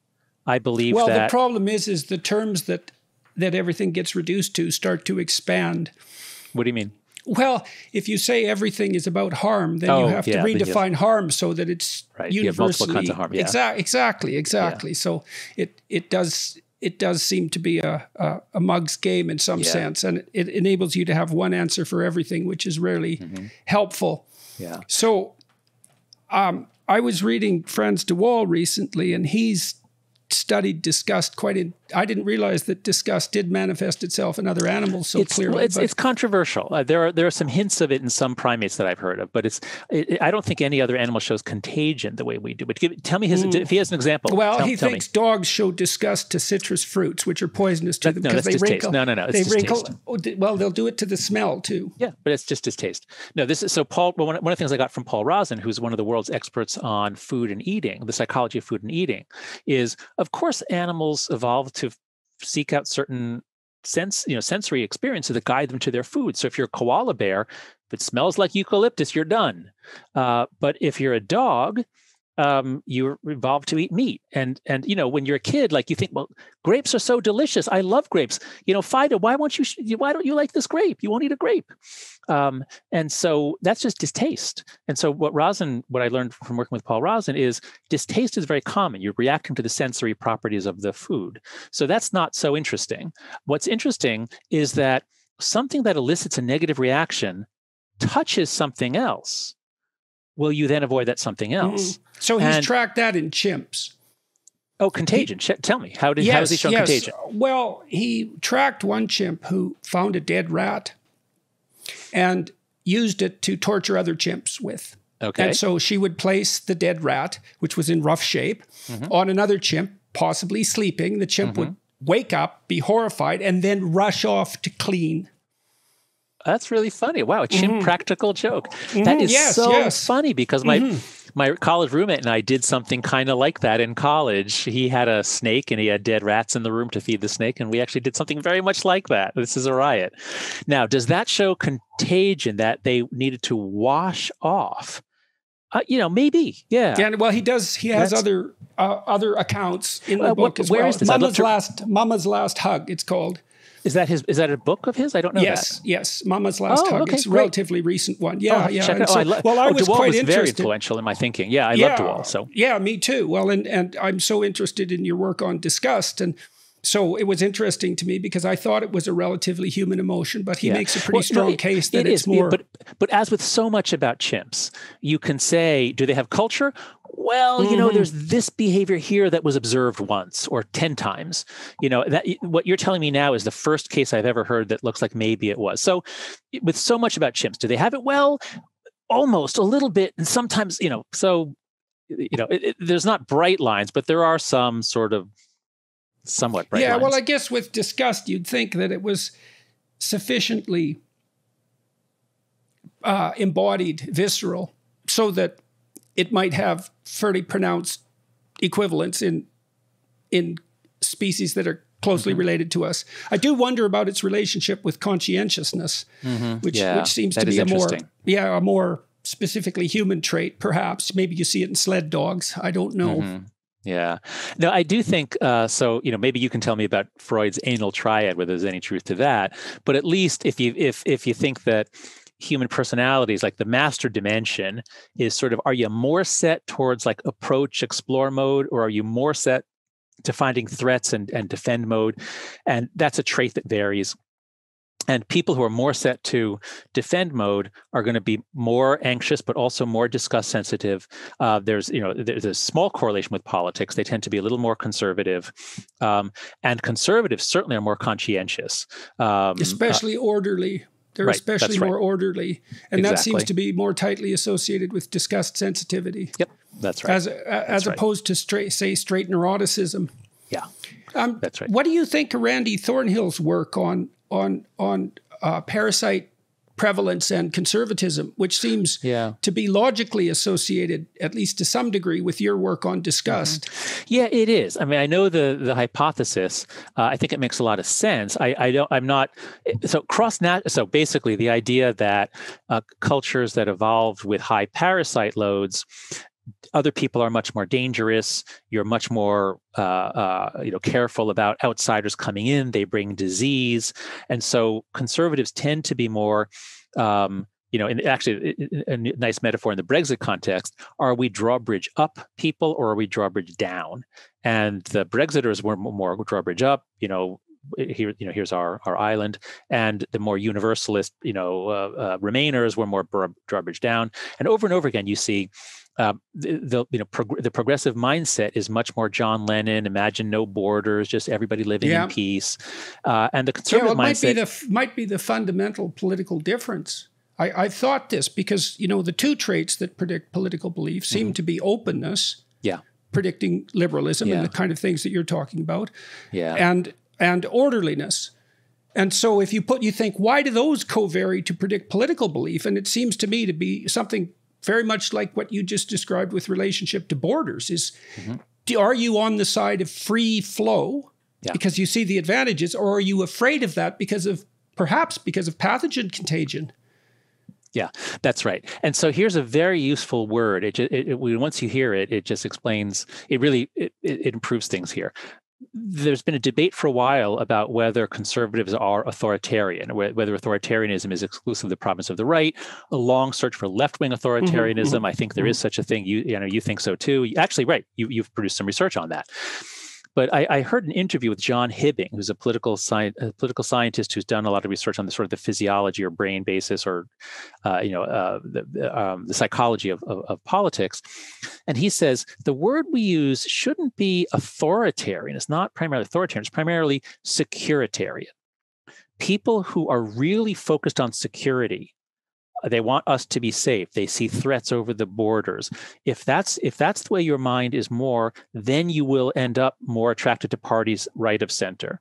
Whereas if you're less concerned about security, then you go more left of center. And boy, is this playing out in New York City right now, because we had a horrible crime wave that went on for decades in this city. It ended in the 90s, and it seems to be picking back up as of 2 or 3 months ago. I mean, it increased during the pandemic, but the last couple of months, my neighborhood's gotten really much more dangerous.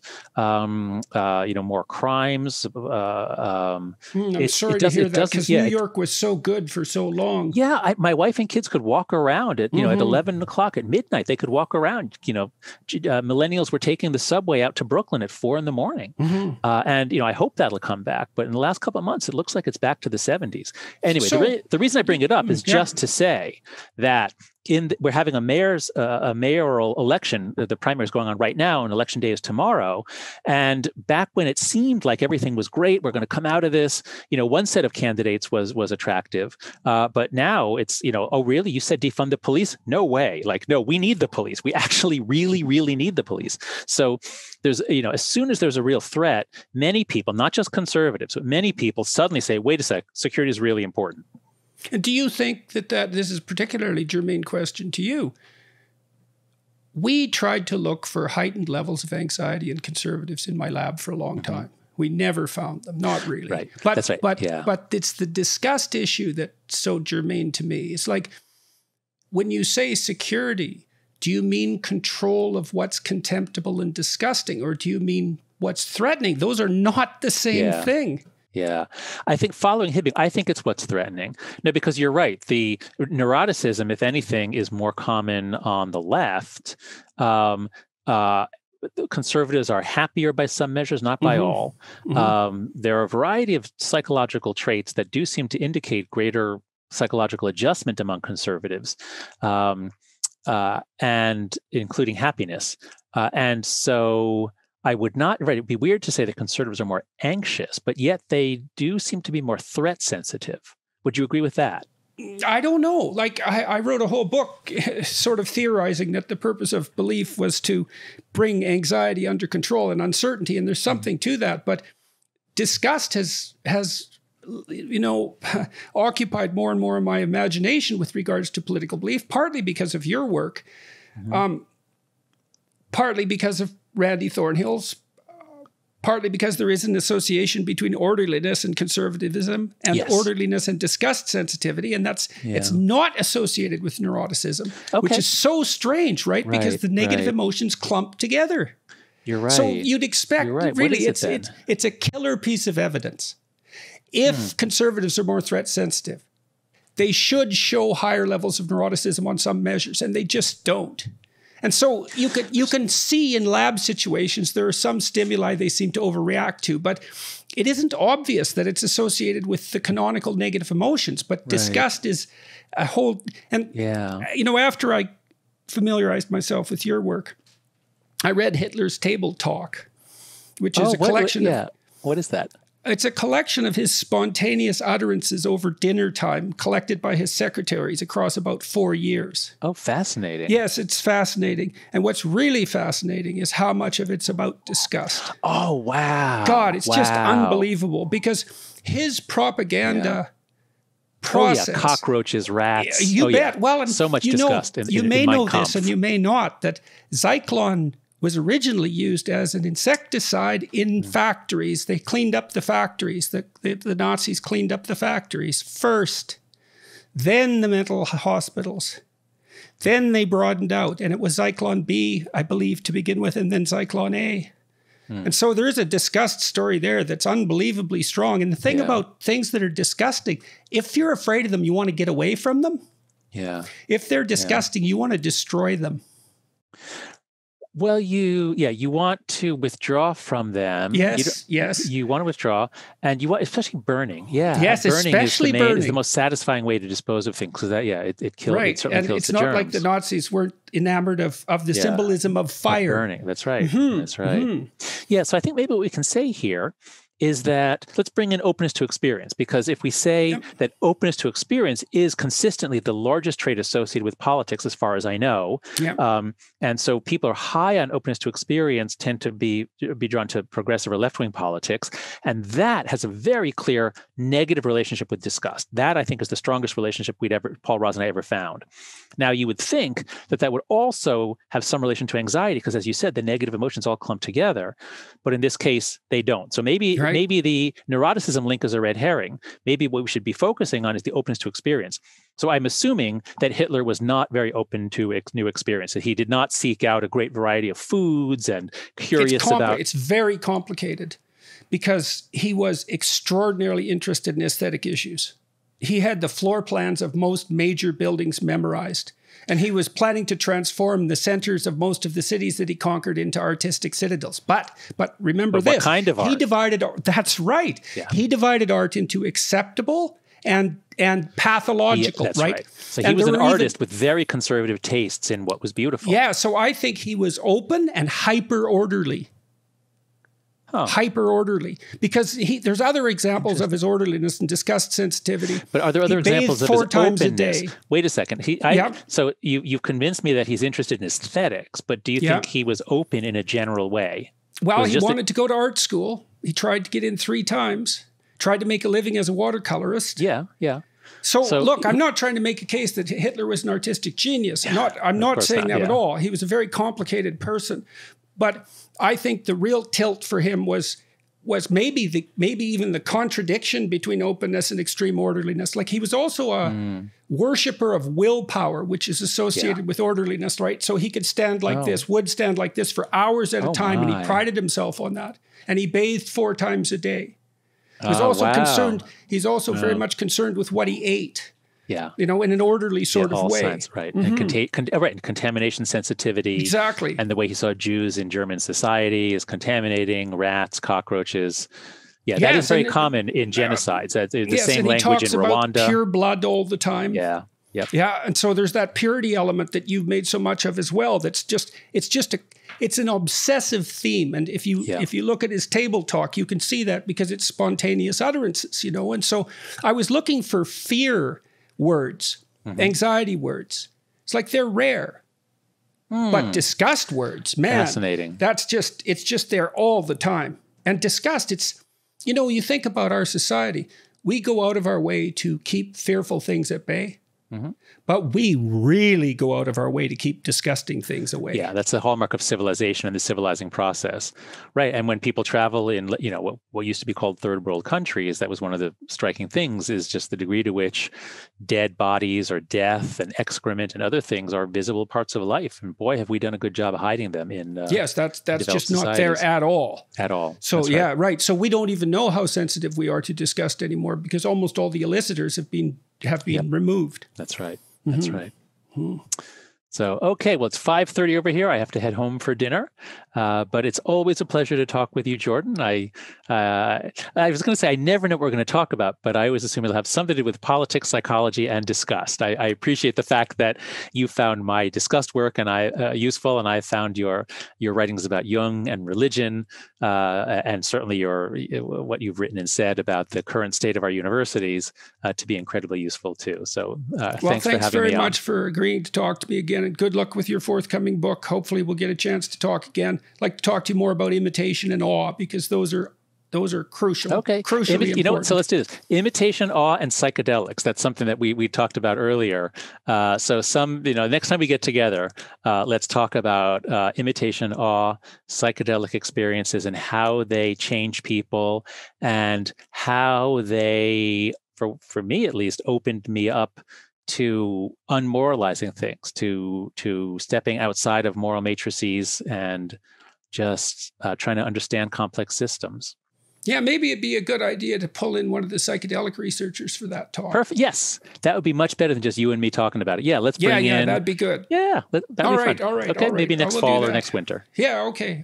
Really good talking to you and glad to see you're looking so good and all that. Thank you. You too. Bye-bye.